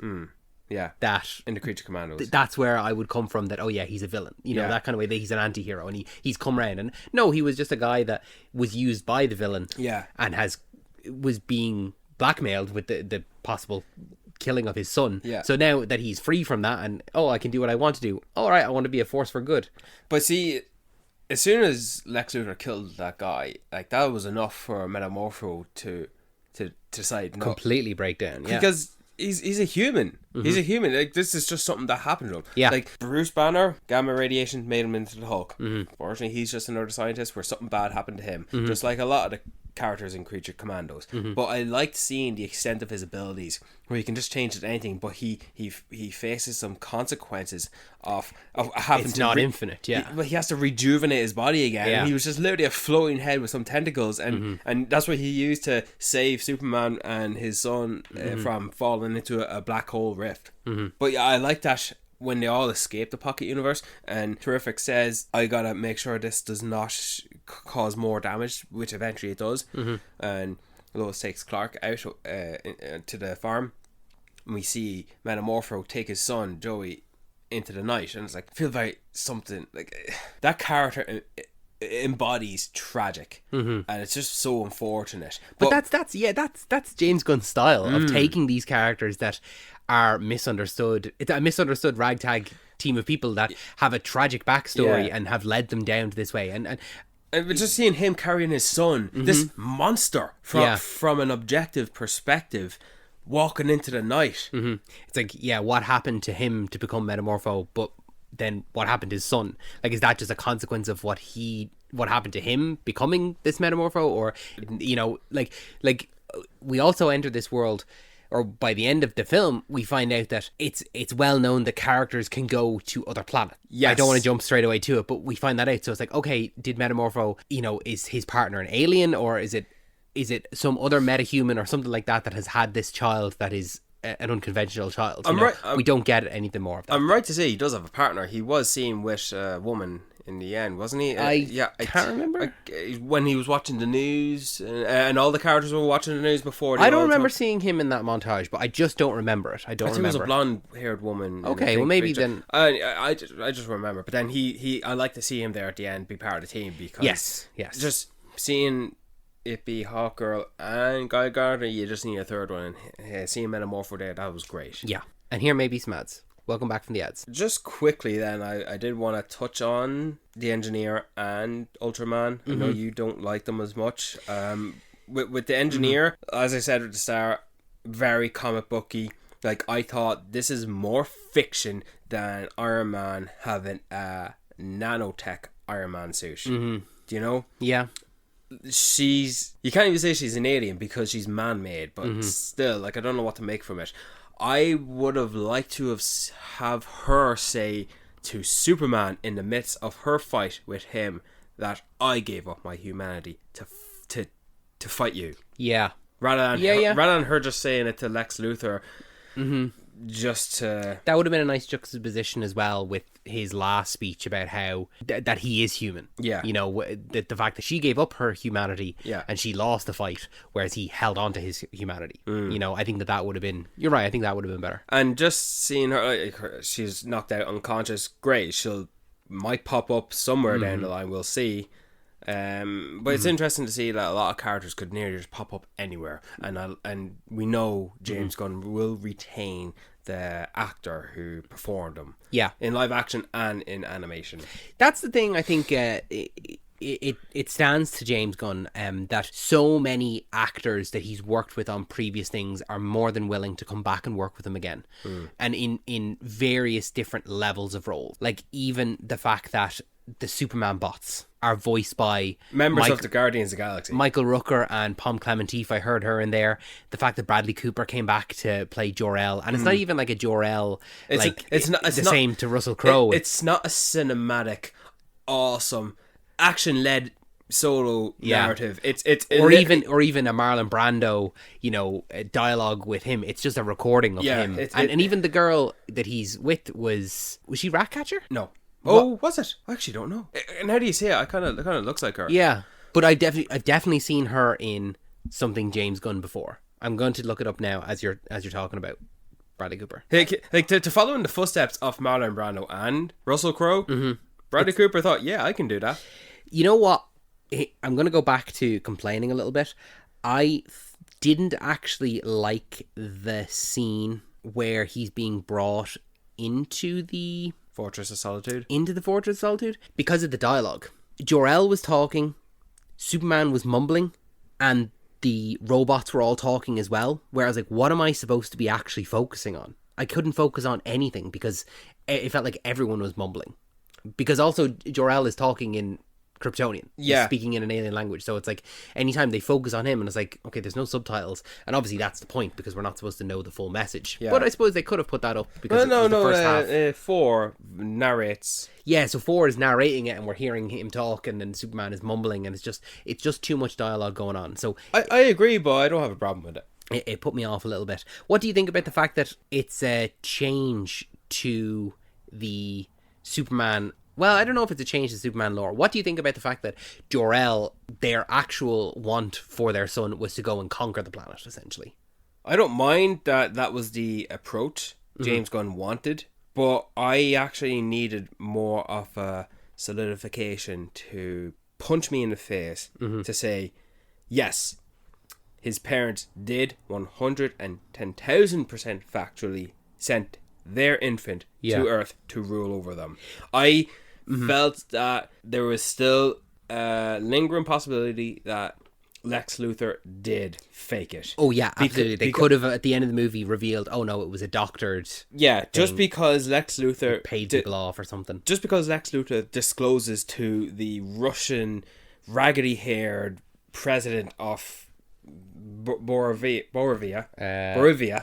that was not satisfying enough for me to believe that, so Superman's biological parents did send him from Krypton, which was dying, to Earth to rule. Yeah. That was not enough for me to believe that. I still felt throughout the movie that we were going to receive a revelation that it was actually his parents sent him there to do exactly what the norm is. That they did send him to Earth to not rule, but to guide and protect. I do like that message more. That He's there to guide. That he's there, like the whole speech that Jor-El has in Man of Steel of like that they'll stumble and fall, but you have to be there to catch them. Like, you know. But the most of the ruling part that can be good is he'll be a god to them because he is just incapable of being killed from humanity. No matter what you'll do, you just can't ever kill Superman. But I did like the fact that it turned it around, and Pa Kent is able to say to him, and it's like, it's not important what the actual message was, it's how you took the message. And I think that can be a great allegory for even films itself, that you can watch a film, and me and you can watch a film, and we can take two completely different things out of it. You know, and we could watch the exact same thing take place on screen, but it's how you interpret it, it's how you experience the film, and you know, what does that say about Clark and his parents? And that's the whole point of the film as well, is like, even at the end when they play the montage of the Kents, you know, his parents. Funny thing, because the movie starts off with 14 will I play a recording of your parents, and it's his Kryptonian parents, but at the end of it, it's Ma and Pa Kent. But it's just lovely that the way that Ma and Pa Kent raised Clark was that it was in such a way that he would always look for the best, and he would always do the right thing, and he'll always try, and he'll try and do something. And the way that he interpreted that message was for, and fair enough, he only did have half the message, but I still do believe that had he had the message the whole time, he would have only listened to the first half, and he was like, no, I'm going to do what's best for humanity, I'm going to do what's right, I'm not going to do what these parents want, because yes, they're my biological parents. It's the thing of what is it in Guardians of the Galaxy 2, another James Gunn film? He may have been your father, but he wasn't your daddy. You know, Jor-El and Lara may be Clark's and Kal-El's biological parents, but his mother and father are actually Martha and Jonathan Kent. I would have liked to have maybe a little bit more of Ma and Pa Kent. I also really love that they look like actual farmers. Actual farmers and human beings, and they've got a proper Kansas accent, like they sound like Midland farmers in America. They're not Diane Lane and Kevin Costner. No, they feel like real people. They feel normal. Like Ma and Pa Kent, like the accents, the gruffness, the heavy weight, seeing Pa Kent sitting back in the chair, tell him he's gotta do this and do that, and when she comes, she's leaning over the phone, like speaking, on speakerphone, and she comes out to her boys and says, the man's saying something on the box. And it was taking me a minute to realize she meant the TV. And I like that Pa Kent has his heart-to-heart moment to say to Clark. Pa says to Clark that your choices, your actions make you who you are, and that little hug we all seen in the trailers, where he just one arm hugs him over his shoulder, but he caresses his chest as well. Like, I like seeing that as well. Like, and Ma calls Pa you old mush. I like that. I also like the fact that Pa Kent is not dead. I like seeing that. I'm glad that he's there. I do think it's an important part of Superman's mythology that he does have Pa Kent die. But when I say that, I don't mean it in the Man of Steel way. I mean it in the classic way of that he dies from a heart attack, that, you know, Clark has to learn that even with all these powers, he can't save everyone. But what's important is that he saves someone. He does save people. So I do like seeing Pa Kent there, and it's not like a flashback or anything like that. It's just the two of them are there, but it is an important lesson. Now, I don't know, is it a necessary lesson? Maybe this Clark does know that already, but I do think it's an important part of his mythology, and I could see it happening later down the line in a future film. Save it for the opening of the sequel, maybe. And that's the message of the sequel, that you can't save everyone. But back to Ultraman. which was it very obvious for you that Ultraman was some way Kryptonian from the get-go? I kind of just already subconsciously knew that he was a clone. I was not going to be surprised if it was not a clone. I was not going to be surprised if it was. I'm just glad it's not first of all, that it's not Henry Cavill. I genuinely did believe it was going to be Henry Cavill. I did for a split second when the mask started tearing. I was like, wow, what if this was a Bizarro and it's Henry Cavill? I was like, what a move that would be. That would be so unexpected. But then I thought, there's no way they could have kept that under wraps. Would you have wanted that? It's not something I wanted, but I just thought of it. I was like, oh wow, wouldn't that be something? It's one of those things that in the moment, you go, oh wow, wasn't that cool? And then afterwards you think back and you go, actually, like, I just got caught up in the moment of it, you know? Yeah. So I did think, oh, wouldn't that be cool to have Henry Cavill as the Bizarro Superman? Yeah, you know, but would he wouldn't have done it. I'm also glad that it wasn't another significantly well-known actor, like maybe if he wasn't casted as Jor-El, a Bradley Cooper, someone we know that James Gunn has worked with before, not to the extent as others, or the fact that it wasn't Chris Pratt. And yeah, no, it had to be David Cornsweet at the end of the day. Cornsweet, whatever his name is pronounced. It's Sweat, is it? Sweet is 2 E's. Okay. Sweat is 1 E. Yeah, but you know what? Whenever I say sweat, I think of the actual perspiration. So I think of it as SWEAT. But then when I read it, it's just there's no A. So I think sweet then. But I completely understand what you're saying. But at the end of the day, it had to be him. Yeah. And I quite liked that he had the long hair. It kind of gave me a Return of Superman, Death and Return of Superman kind of vibe. I was like, okay, I liked it. Look, I wasn't surprised, and I think it was for the best. Now, in another hands of a director, the whole plot of the movie is cloning a Superman and making him a villain. Whereas, but we did that with we did that in Batman vs Superman. That was all that Lex wanted to do there. Never mind. Other movies have done it before. Let's throw that out, right? There's always going to be movies and there's always going to be comparisons. It's a little bit unfair at times to say we've already done that. The fact that we're dropped into this movie, he's already cloned him. Yeah, he's already existed. The deed is done. He's already... what we would have gotten in a third act movie, we've gotten throughout this movie. He's been there since day one. Yeah. And the fact that he, as well, like, Lex explains it that, I got a couple of your hairs from other battles you've done. Yeah. That it wasn't, it wasn't the first battle at the start of the movie, and then we see Lex pick up the hairs, and then we see him in a lab or something like that. I'm sure another director would have done. Absolutely, yeah. It's already done. He's there. Like, I would have been content to have the identity of Ultraman just be concealed throughout, that we didn't need to have a reveal. Like, I would have been fine without it. Like, fine to a certain extent, but as soon as we've seen it, it's grand, it's fine enough. Yeah. I think that the reason to do that and to have it be David Cornsweet, and it's very clear that it is a clone, because it could have just been anyone. It could have been any kind of, I injected this guy with Kryptonian DNA or something like that. I think that they will go down the route of a Bizarro in the future. I hope they don't. Really? I want this... the evil clone of the traditional A-star superhero. They did it here in a way where it's in the first introduction movie of the overall franchise of the new DCU.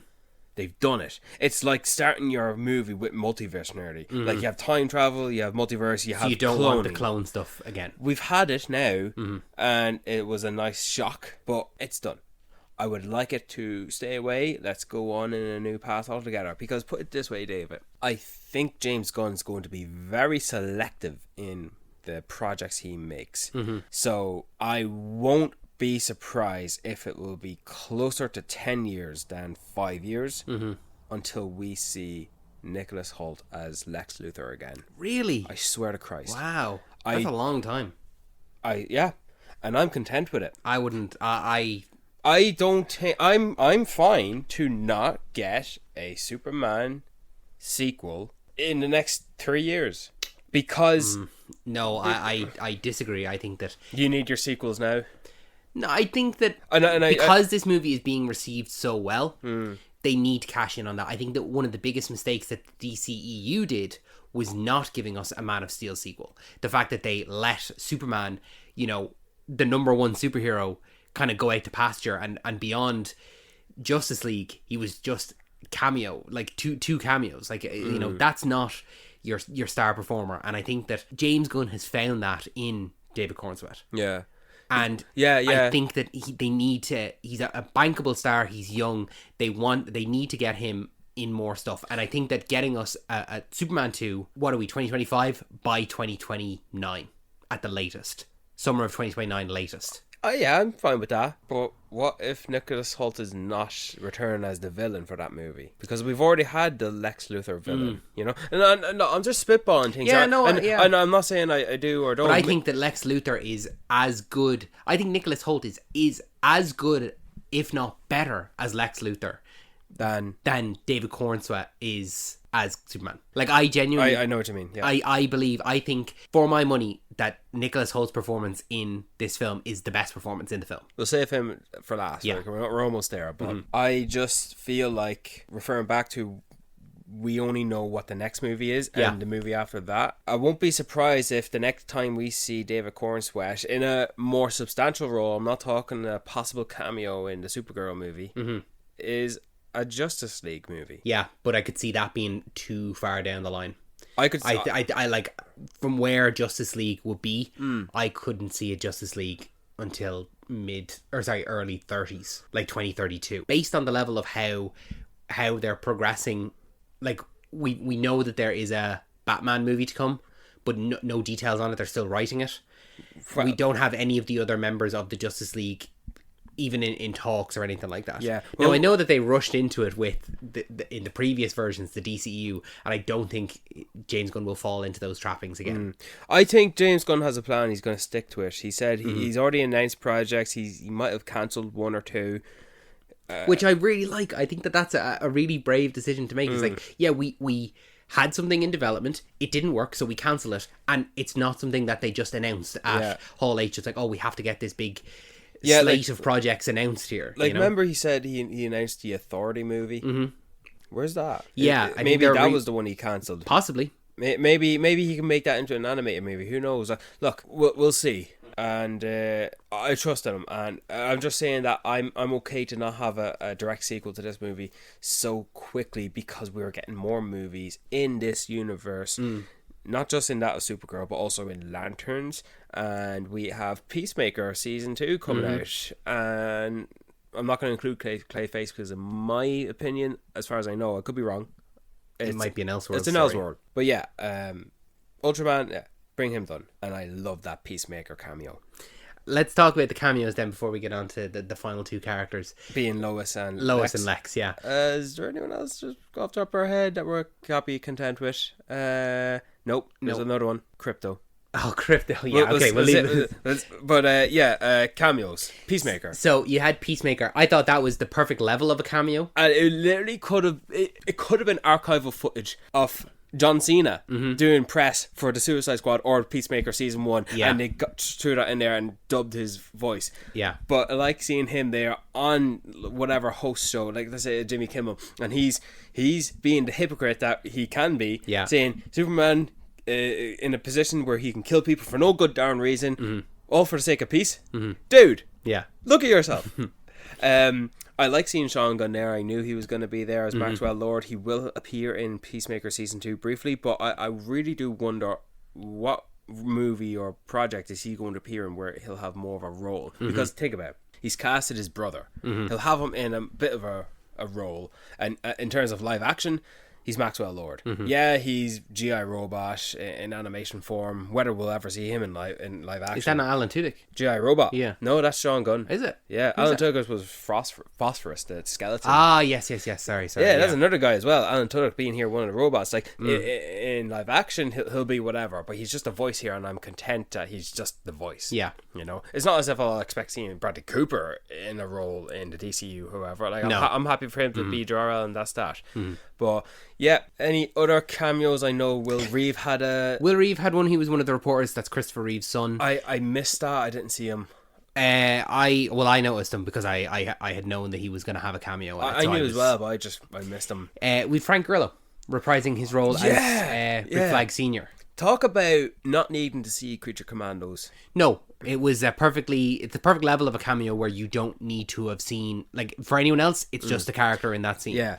I think if he wanted to push it, if James Gunn wanted to have pushed it, he could have had Amanda Waller in that group as well. Yeah. But that would have been just too much of a push. I think she's she's touching ice with Black Op missions. Yeah. And she's not really a government official. She's not on the books almost, that kind of way. Whereas I'm surprised to see Rick Flag is, because he's dipped his toes in both the illegal and legal part. Yeah. Because he will appear in Peacemaker season 2, and I'm looking forward to that. So it's just a nice connection. I'm happy to see Frank Grillo become more of an established character than he already is. And you did not need to know a thing about him in Creature Commandos. He's just there, and I like that James Gunn shows appreciation for him. And the only problem I had is he needed to have the correct hair color. He was filming. I know. Tulsa King season 2. You know what? The scenes that he had, they could have been shot after. They could have been reshoots. They could have been pickup shots. Like, it's all him in the government room. He was with Superman being arrested. Yeah, the one scene of that. Okay. I think that and if they make a joke about it in Peacemaker season 2, where him, just like John Economos, the big guy with the glasses, yep, where the running joke in Peacemaker season 1 that he dyes his beard, his hair beard, that Rick Flag dyed his hair black. Have we seen Rick Flag in the season 2 trailer for Peacemaker? Yes. And does he have black hair? What if he dyes it? What was his excuse there? The same thing again? Same thing, that he's self-conscious of getting older and having grey hair. Well, I'll tell you what then. What? Right? Here's an easy fix. Don't give him the grey hair in Creature Commandos. You can change that. It bothers me, but I'm not going to complain about it. Yeah, well, right? I like complaining. But the all-star cameo that got me, that I really loved. Supergirl. Yeah.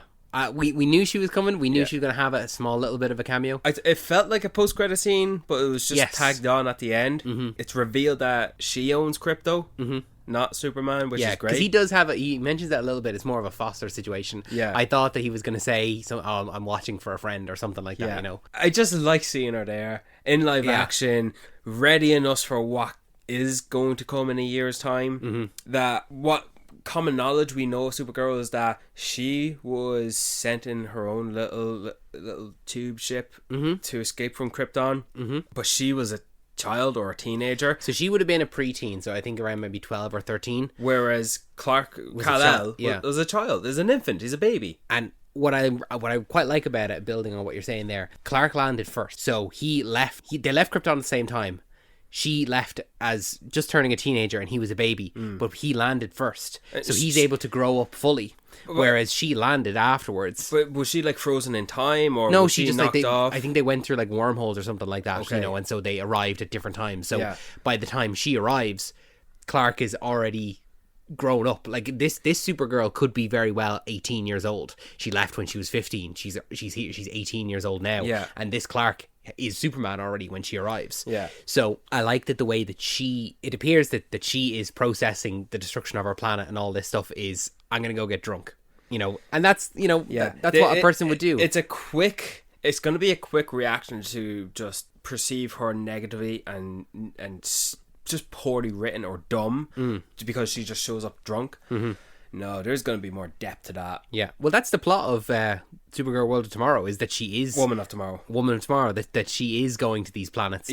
Because it's off world. It's different planet. She's in space in that plot, and every character she visits is going to be somewhat of an alien. And I like that so much. I'm looking forward to it. They actually dropped the title Woman of Tomorrow. It's just called Supergirl. Yeah. And her parents are going to be in it. David Crumbles is cast as her father. So I'm sure we'll get a backstory of her perspective with Krypton being destroyed. Yeah, that would actually be good to see the destruction of Krypton from her character's perspective, because we've seen it so much from Superman's perspective. We've seen it multiple times. So getting it from Supergirl's, because spoilers for super mythology, but the actual city, the city that she's from on Krypton isn't destroyed, and actually is like in space, like it's a moving planet almost, like it's a moving city. What I'm looking forward to her character is, think of it this way. Could you imagine if Luke grew up on Alderaan and Leia was raised on Tatooine? Yeah, that's a good way of putting it. Yeah, that and the characters still remain the same, but how much more fierce would Leia have been if she grew up in the middle of nowhere, where they try to fuel for water or milk in a bone dry desert? It's tough work. And I like the idea that Supergirl could be emotionally damaged and aggressive, quick thinking, underestimated by the other people. Because look at her standing next to David Cornswell. She's just a little delicate flower. Yeah, but she's just as powerful. she can be just as powerful. But I like that she's more emotionally insecure, and I'm just looking forward to the emotional beat we're going to get from her. And there's a reason she is processing all that, and there's a reason why she's getting drunk, and the way she has a teenage punk attitude, saying thanks for watching my dog, bye bitch. And Superman is being the more responsible elder cousin, big brother apparently, where he just, you know, but she shouldn't say that kind of language, like almost like tisking at the robots, like I don't know where I went wrong with her, you know. I like the dynamic. I'm looking forward to it. So I can't wait for next year for that movie. Just I like the closing of that movie where Superman was lying up watching all the showreel of his parents. And I like that. It's nice. I like that song, Punk Rocker, from Iggy Pop. I've been listening to that song for quite a bit. But moving on, Lois Lane. Man, did you see Marvelous Mrs. Maisel? No, I've only seen Rachel Brosnahan in The Amateur. I don't think I've seen her in anything else, but I thought she was brilliant. I loved her. I thought she was great. I thought that it's such a stark difference between her and Amy Adams of Lois Lane. She does capture Lois Lane more. I think that this Lois Lane, she actually felt like a character, and she was actually moving about and doing things, and journalism. She's a bit of journalism, yeah. And also, like, if Clark didn't work at the Daily Planet and she had never met Clark or Superman, she would still be doing these things. Yeah, you know, she would still be working just as hard. Like, she isn't bound to Clark or Superman. Yeah, you know, there's a good portion of, like, the third act, they're not together at all. Until the end. Yeah, they're independent of each other. And she's not the damsel in distress that a lot of the time she can fall into. Yeah. But she can reap the rewards where she does jump into Superman's arms at the end, which I really like seeing that, where the two of them walk into like the library, and Can I get that interview now? And it's just them wanting to embrace each other. Yeah, but like the way she sharply turns around and jumps to him because she does love him, and I like that. I like the moment where, look, they're doing a lot of shifting throughout this movie. Wouldn't you? The two of them are... Listen, the two of them, either of them. Who are you shifting, Rachel Brosnahan or David Cornswell? Because I'm not complaining with either. Win-win. Yeah, but I like when two beautiful people are on set together, they gotta kiss. I just like their chemistry together. They have such great chemistry, and it's throughout the film. When she first comes home and he's cooking, and the two of them just kissing in the kitchen. What she should do is call the police. Or run to her neighbours, but no, I'm gonna grab this bat because that's so Lois. Lois. Like, she will fight anyone, you know. She's just as scrappy. The way they come in and she just kisses him, and then they start a little bit of an argument, and they have the back and forth as the interview of Lois and Superman. And the way she catches him out, and it's like, Jesus, she's such a great reporter. And even though Clark is media trained, you know, because he's a reporter himself, she's just so good that she can catch him out on these things. She is the better reporter. She is. I mean, she's a Pulitzer Prize winner. But who do you think was right in that argument? Who it's so difficult. Listen, the movie, it does not shy away from its messaging with that whole storyline of, like, it's very clear that these two fictional countries are Israel and Palestine, okay? And for anyone that has a problem with that, wake up. These are actual issues that are taking place in the world, in our real world, and James Gunn he's not even shining a spotlight on it. He's just presenting something that is happening in our real world in this movie. Who comes down on the right side of that argument? I don't know.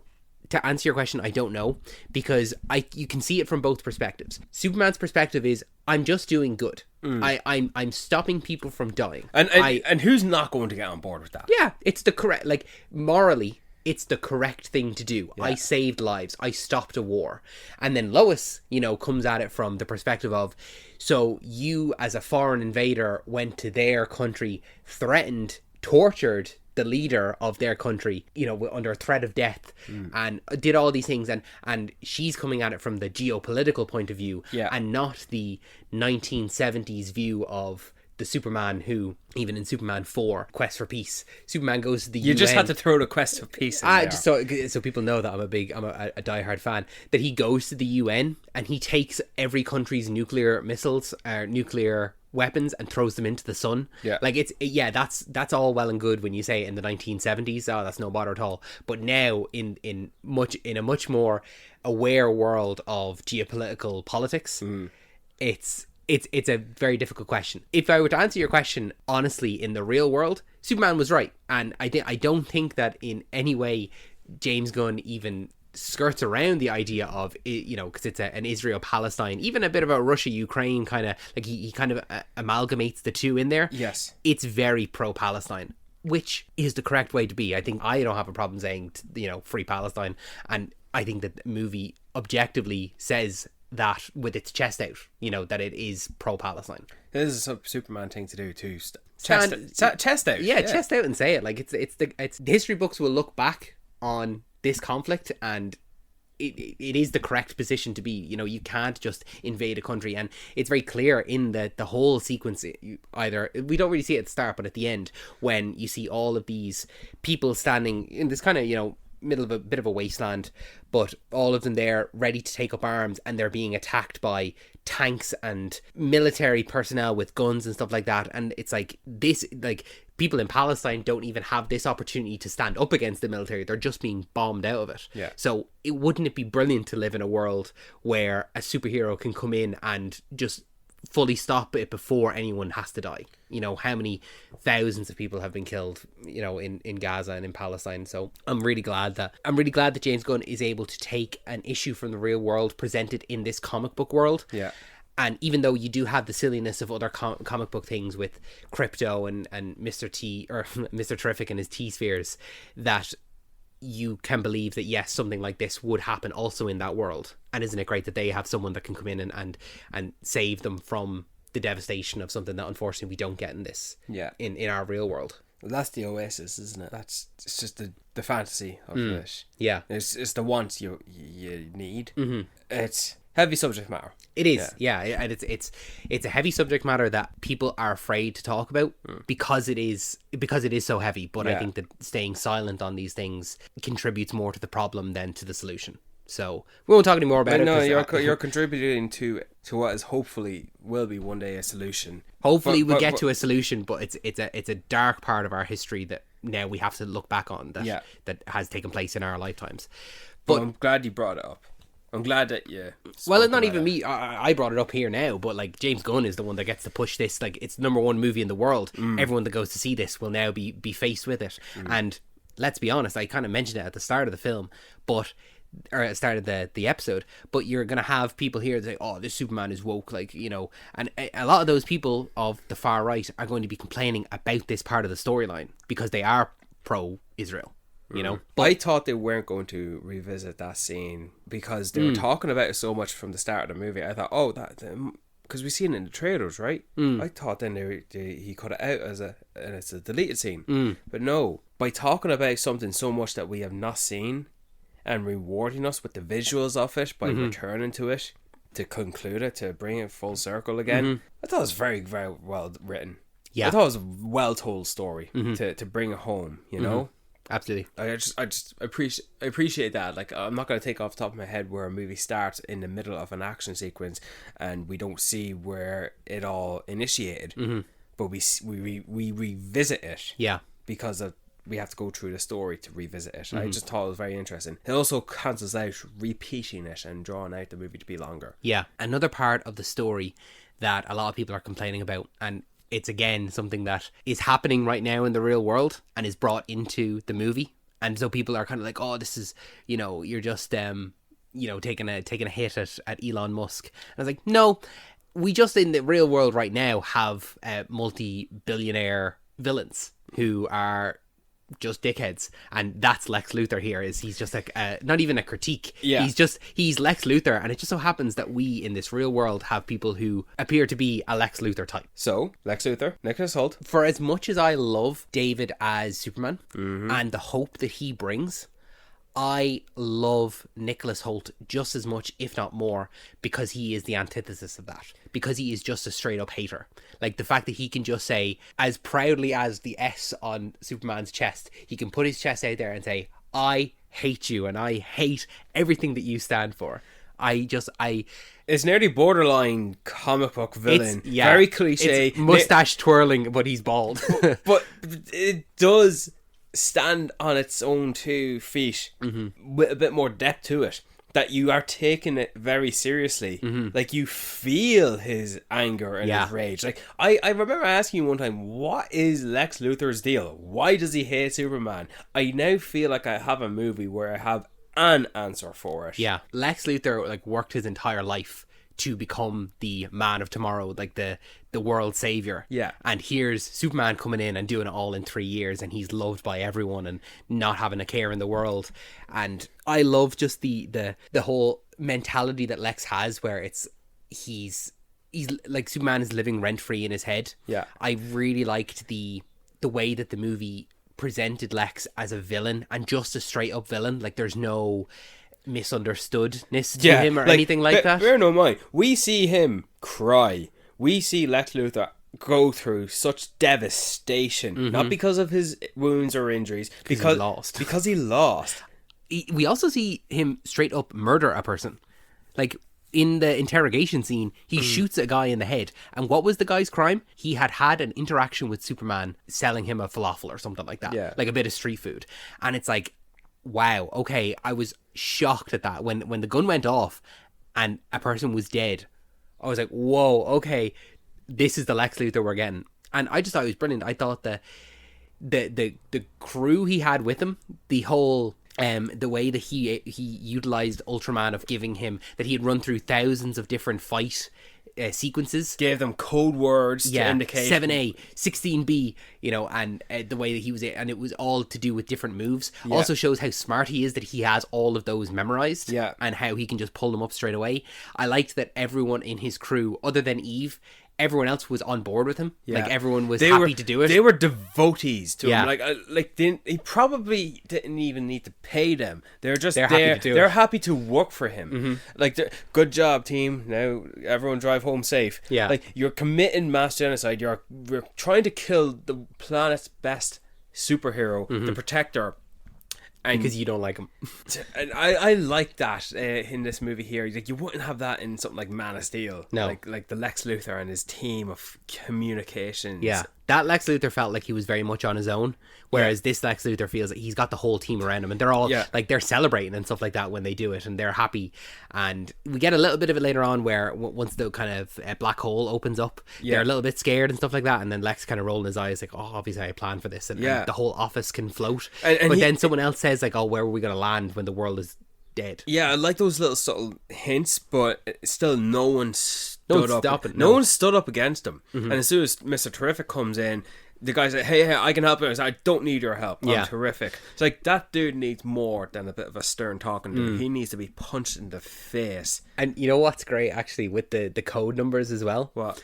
When Ultraman has Superman, like, in their fight, and he has him there, and Lex is giving him, he just keeps going, 1A, 1A, 1A. It's the closest thing we'll ever see a Lex Luthor hitting Superman. No, I think we will. I think we'll see Lex in a powered suit. But what I loved about it is the fact that it's 1A, so it's the first move he ever came up with. It's punch him in the face. And it was just him punching. And he was, it was just like, it was a nice little note that I had in my head, where 1A, probably the first thing he ever came up with, punch him in the face. Do you really think we'll see him in a powered up suit? I think so. I think that I shouldn't say it. It feels a bit too comic booky. But this is the world. I think that we've seen this movie. Like, I think that when you were saying that we'll see a Justice League movie, I don't think it'll be to the same level as, say, Avengers versus Thanos or Justice League versus Darkseid. I think it'll be Justice League versus the Legion of Doom. I think that we'll have kind of an antithesis for each of the Justice League members to go up against some notable villains, like a real, Civil War kind of. I'm game for anything at this point. I just hope, look, this movie was a breath of fresh air to a major extent, and I hope that it just continues to be captured. That's a key word, hope. And I feel like coming out of it, it's like, I feel good about going into the rest of the DCU. Yeah, just while we're on it, like, I feel like we glossed by Superman a little bit, but like, when Superman takes out Ultraman, and he sees all those little minions in their powered up suits, and he says good luck to them, and up he goes, he punches the guy in the face and his teeth is knocked out. Obviously, he pulled his punch. Yeah. That's like 0.5% of a Superman punch. Yeah, Like. but the laser eye sequence where he just spins in a circle and he lasers them all out, and just between one scene of a bunch of guys drop to the ground, we're going, oh, it stings. They imply that they're still alive, so they're not dead, so Superman doesn't kill people. Yeah. But it was a great sequence and a great montage to see a bit more action of just red shirts. Nearly. Because we don't actually get that at all. We get it with the couple of monsters and stuff like, or even just the one big kaiju that he fights. Him and the Justice. Him and the Hammer and the big massive kaiju monster, and then we have it with Engineer and Ultraman. So like a good bit of variations. Plus, this movie doesn't have a sky beam. It has the opposite. It's a ground split open. But I don't recall seeing something like that before, and that's new. Yeah, I think that's very creative for what James Gunn did. And even when that was happening, it didn't feel like it was oh my god, we have to fix this right this second. It was urgency, but not like a last minute, like down a 10-second timer before the whole world is swallowed up. Like, you just need to stop it when you can. Yeah. But after Lex thought he got his big blow on Superman, and then he's about to escape in his pod with all his goons. He's about to walk towards the elevator doors, and he looks out the window, and he starts running. Why? Because Superman's coming for him. And he knocked him against the glass. And I just like that snivelling, conniving, pathetic pettiness that he'll stand up against Superman, brave. He'll drink his coffee knowing he kidnapped his dog. That's what I was going to say. He'll kill people he knows in his life. He'll threaten Clark Kent, and he'll threaten the people he raised him. Yeah. And he'll give him every line of dictionary to insult him, saying why he hates him so much over the monitors through the telecommunication system, shielded by Ultraman, who he is using Superman's powers against him. But he'll run away when he's got nothing. Yeah. And he tried to run away the little bit. And I love that Superman knocked him on his feet, and it's just a flick of a finger. There was a couple of scenes, you mentioned it there, where when Krypto goes missing and Superman bursts into the office and like flips the desk, and Lex is like sipping on his coffee, like, I don't know what you're talking about, ugly dog, anyway. And he's like, what did you say? And like Superman is just kind of losing his mind. And like, I think we've all been there, where you're in a situation where the other person is lying, and you just can't like get them to either tell the truth or just give you what you want. And like when Eve is like filming him, and I feel like everyone's been in that kind of situation. And even in that final, when he pushes him, he comes in through the window, knocks him against the wall, and they have a bit of an argument, and Clark even gives him a bit of a straight answer. It's like where he talks about, I hold up to my humanity. I try every day, and I keep trying. I know I'll make mistakes, but then I'll keep going, and I hope one day you'll understand. But that's not enough for him. He just can't get it. He goes up to him, squares up to him, and says, the government gave me the green light to I can kill you. And he's about to go. He already had his monologue where he said why he's driven by his envy. I'm happy that he gets interrupted with this monologue by Krypto. I'm happy with that. I disagree. I felt as though that was very Hulk and Loki in Avengers 1. So what's wrong with that? I just felt like it wasn't needed. That was one of the elements of comedy that I was like, shouldn't be. It's a subjective thing to compare movies to other movies, especially when they're split apart by nearly 2 decades. No, I just felt like it was one of those comedic moments, the ones I was talking about earlier, where it's like, you're just trying to be funny. Okay, here. Fair enough. Yeah, but it just everyone likes the Loki being smashed by Hulk. Yeah, and I agree. Yeah, I do like that scene in Avengers. All right, for me here, it didn't work. But that's just me. Maybe it was a little bit too long, but no, I'm not saying that it's not to be enjoyed. I'm just saying that it didn't work for me. Like, I would have been perfectly happy with just them having their like, not philosophical, but just them giving their own opinions, and that's it. And then we move on, and Lex is being brought downstairs to be. It's very satisfying to see him get arrested. And I thought that we were going to get a shot of, like, because it's him in the car and it drives off. It lingers on him. I thought we were going to see, like, oh, he's not actually going, or something like that, or maybe Otis is driving the car or something like that. So we're not actually going to take it to prison. I like that he's just sitting there and he's pouting, and he's probably thinking about how he's going to jail and he's losing his entire empire. He's worked hard for his entire life, and now it's gone. Yeah, it's gone. Done, dusted. And he's just going to hate Superman even more. He's just going to stew. Yeah. He's going to stew in Belle Reve. Yeah. I like that. It was very good. He did steal the movie nearly. I think so. I think that he he was the best of everyone, and that's saying a lot because everyone did such a great job. I loved all of the characters from Lois and Superman through to Jimmy as well, you know, and Ma and Pa Kent. But I think that Nicholas Holt's Lex Luthor stands above and beyond all of them. You a dog person? I am a dog person. I liked Crypto. I thought that he was funny. He for me, he felt the most comic book esque of the whole cast, of the whole, like, even with the initial trailer, the first teaser trailer. Okay, like they did a great job to showcase what this cartoon of a dog can be like in a realistic environment. And the first great thing I remember, which was in the trailer, he whistles for Crypto, and you see in the far distance, it looks like a freight train is charging in the distance. It's Crypto. He's running at such high speed. The avalanche of snow he's leaving in his path is so great. And then we see him up close running to him, and he's acting like an actual dog.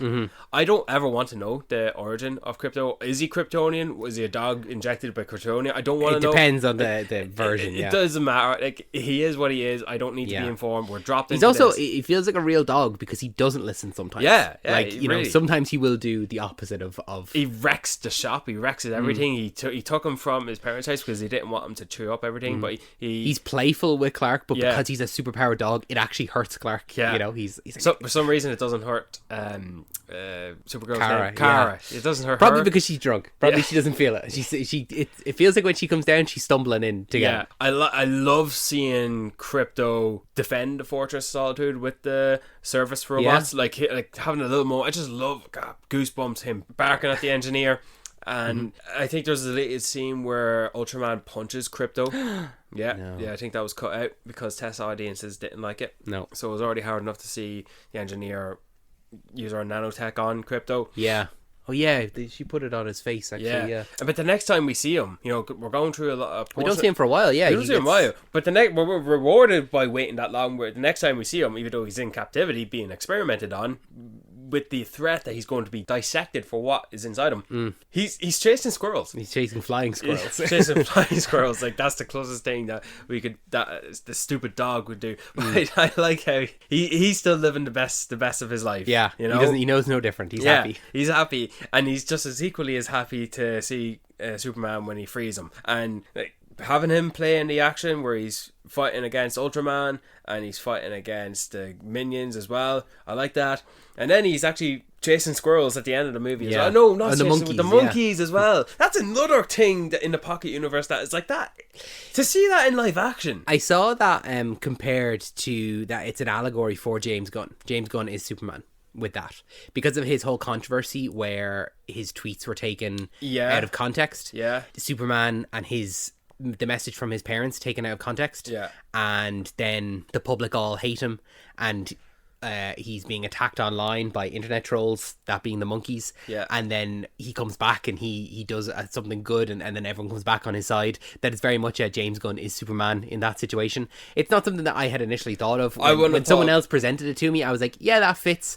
Is that exactly what he's going for? I don't know. It fits all right, you know, but... I think James Gunn can do whatever he wants now. Like, he has our attention. Listen, I think if that's cathartic for him to place himself in the role of Superman, who doesn't want to be Superman? You know, if you put your personal pain... Because I'm sure that was painful. He lost the Guardians of the Galaxy. He wasn't going to do Volume 3. He was, like, basically... for a moment, he was blacklisted, you know? He thought his career was over. So if this is cathartic for him that he's able to get this out, then absolutely, because it fits within the story. It's not like in your face, on the nose, oh yeah, I'm Superman in this situation, you know. Another thing, just a couple of last things. I don't know if you have any I'm getting there. Some of the cinematography in it was great. This had so many great shots of like just Superman being amongst the people, or like in the middle of the city, like after a building had fallen, all the dust was still floating in the air, and then just Superman like just floats above, and you're like, oh yeah, okay. The light shining down on him was brilliant. I really liked the essence of Superman just saving people. That there were a few different shots of him. He saves a woman from the kaiju, saves a woman in the car from the fallen building. When he stops the kaiju falling against the building and he turns around and asks everyone okay, You know, just little bits like that. Like, yeah. just you can tell this guy cares about the people that are around him. Yeah. You know, and I really like that aspect of it. What did you think of how James Gunn directed Superman flying? I liked it. I thought that it was good. I think that one of the teasers had like people complaining about because it was like a forward on shot, but I quite liked it. There's a few forward on shots. I thought it was good. I like the forward on shots. I like that one shot where he's flying from away. He's flying away from the Fortress of Solitude. Oh, when he transitions to the logo. Yeah, but it's just before that. It's on his back, and then he does a flippy spinny around a corner, and then it cuts to him continuing that motion of the spin. There's a great one where he's going to the fortress, and it stays on him as it goes. Like he goes like through water and through ice, and like ice crystallizes on the suit and stuff like that. And it stays. That's the one that lingers from behind, and then it goes profile where you see the length of his arm, and then it goes in front of him. Yeah, I like that a lot. I like a lot of his flying sequences here. Like it's a little bit different from what we've seen before. Yeah. Teased a little bit by Adam Warlock in Guardians 3. Yeah, absolutely. So it was nice to see that there. So I agree. I agree with the cinematography. I feel like there's this one shot. Remember when he breaks out of the cage? Yeah. He does that one punch. The way the camera moves, but Superman is still dead center, no matter where the camera is.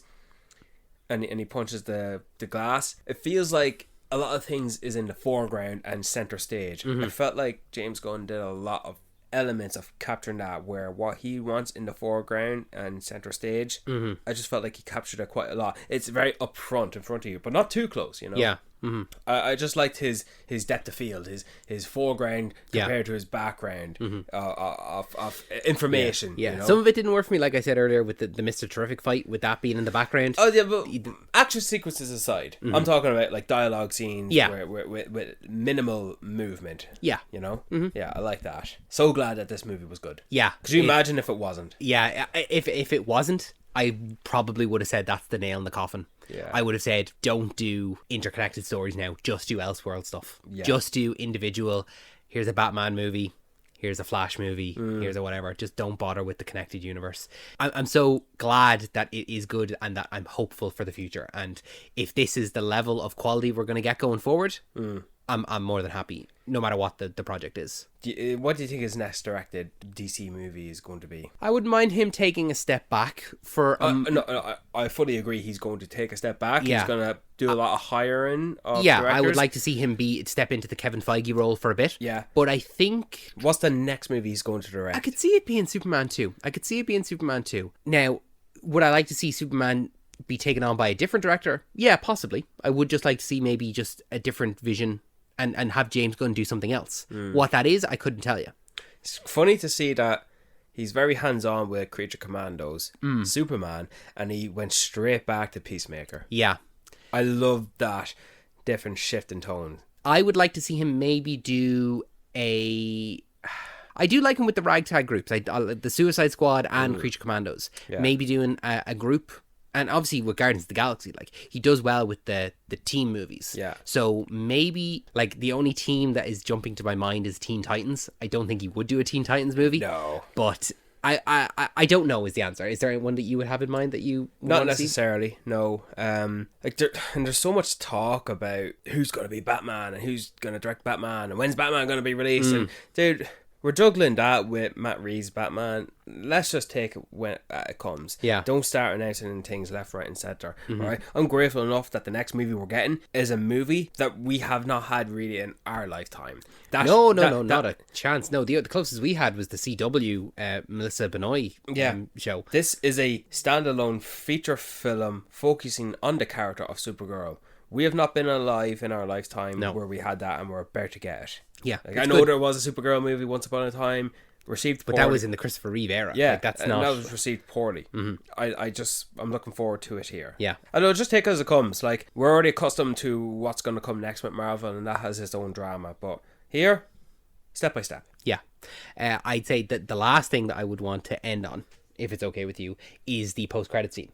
Because I actually got a bit of a chuckle out of the post-credit scene when I kind of realised what it was. And I don't know if you took the same meaning out of it.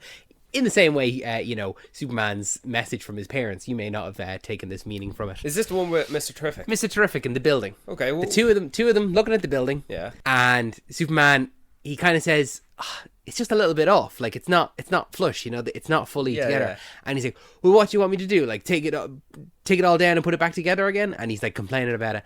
And I feel as though that is very much James Gunn saying about this DCU, you know, your building was completely crumbled. There was nothing left of it. And what I've done here now is I've put it as best as I can back together, and we'll move on forward from here. And I really did feel like in that scene, the audience was Superman and James Gunn was Mr. Terrific. And he walks away and he's like, no, it's really great. It's really great. And he walks away and he's kicking the rocks. I like the way he kicked the rock as well. I thought it was quite funny. And the way I took that is, you know, the DCU, it's not perfect. I wasn't able to make it all perfect, but we'll move on. We'll move from here. You know, let's move in the right direction. It's probably got to be one of the better post-credit scenes in a while now. Like with that double meaning. Yeah, I like that. I like that a lot. It's very good.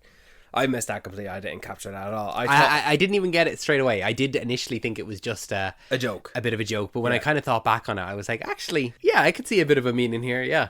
And I like what Superman says. Oh, damn it, Clark! You always say the stupid thing at the wrong time. That's his golly gee, yeah, you know, farm boy attitude. I look forward to seeing these characters again. Yeah, you know, I really like Mr. Terrific. I think we'll see him quite soon. Yeah, I could see him soon. He's a good actor. He's a really good actor. He's in For All Mankind. Yeah, and he was in X-Men First Class. Yeah, that's famously he played Darwin in that. A lot of actors here are given second chances at what should be their prime positions in the superhero genre. Do you know what I mean? Yeah. It's nice to see that here. Brian, this has been an especially long episode. Have you got a very quick recommendation for the people at home? Everyone should start watching MurderBot. I just watched the finale.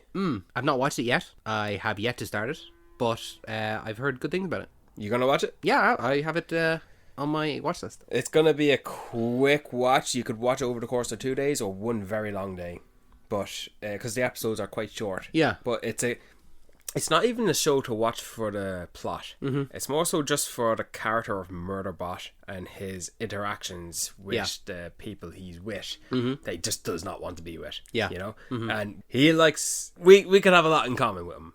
Okay, you'd have to watch it to see. Like MurderBot could sit down with us and we could talk about. Okay. Yeah, I don't know exactly what you're talking about, but yeah, okay. That intrigues me. What about you? I'll recommend It's Always Sunny in Philadelphia. They've come back with season 17, which is it's astronomical. It's 16 years of Danny DeVito, am I right? 16, yeah, he came in season 2, but season 17 has started there. They had a 2-episode premiere last week, so I think episode 3 is probably coming out either today or tomorrow when this episode releases. But Always Sunny, I love Always Sunny. It's just consistently good. Even a bad episode of Sunny is still good. Yeah. The first episode this season, they actually did a crossover episode with that TV show Abbott Elementary.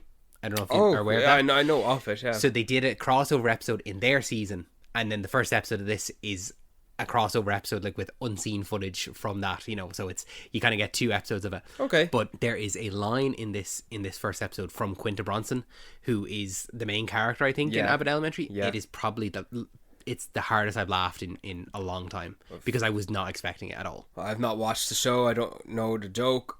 I'm sure fans listening to this who watch Always Sunny. From not watching Abbott Elementary and not knowing the character, I can tell that this line was very out of character for her. I can just tell from the small little excerpt that it was. I was like, okay, I know who this character is, and that's not something that they would say. So I would highly recommend Always Sunny in Philadelphia. Right. Brian, thank you so much for joining me for this super long episode. You're going to their super long episode of Talking Pictures podcast. If you enjoyed this episode, make sure... Oh, yeah, I get it. If you enjoyed this episode, make sure that you're subscribed to us on your favorite podcasting app of choice. We normally say it at the top of the show, but we have new episodes every single Wednesday, as well as bonus episodes every other weekend. So make sure that you're subscribed to us to never miss an episode. If you haven't already, make sure to leave us a 5-star rating, and you can leave us a little review. Tell us who your favorite character in Superman was. Tell us who your favorite Superman is. Anything like that. It helps us immensely. Costs you nothing. It gives us everything. Talking Pictures is brought to you by Another Happy Studio, so make sure to check out the other podcasts in our network, that being Still Got Legs, a Doctor Who rewatch podcast with new episodes every Monday at 10 a.m, as well as the Fishing Trip Files, which is a Gavin and Stacey rewatch podcast with new episodes every other Wednesday at 10 a.m. Brian, any final words before we let these people go? Nope.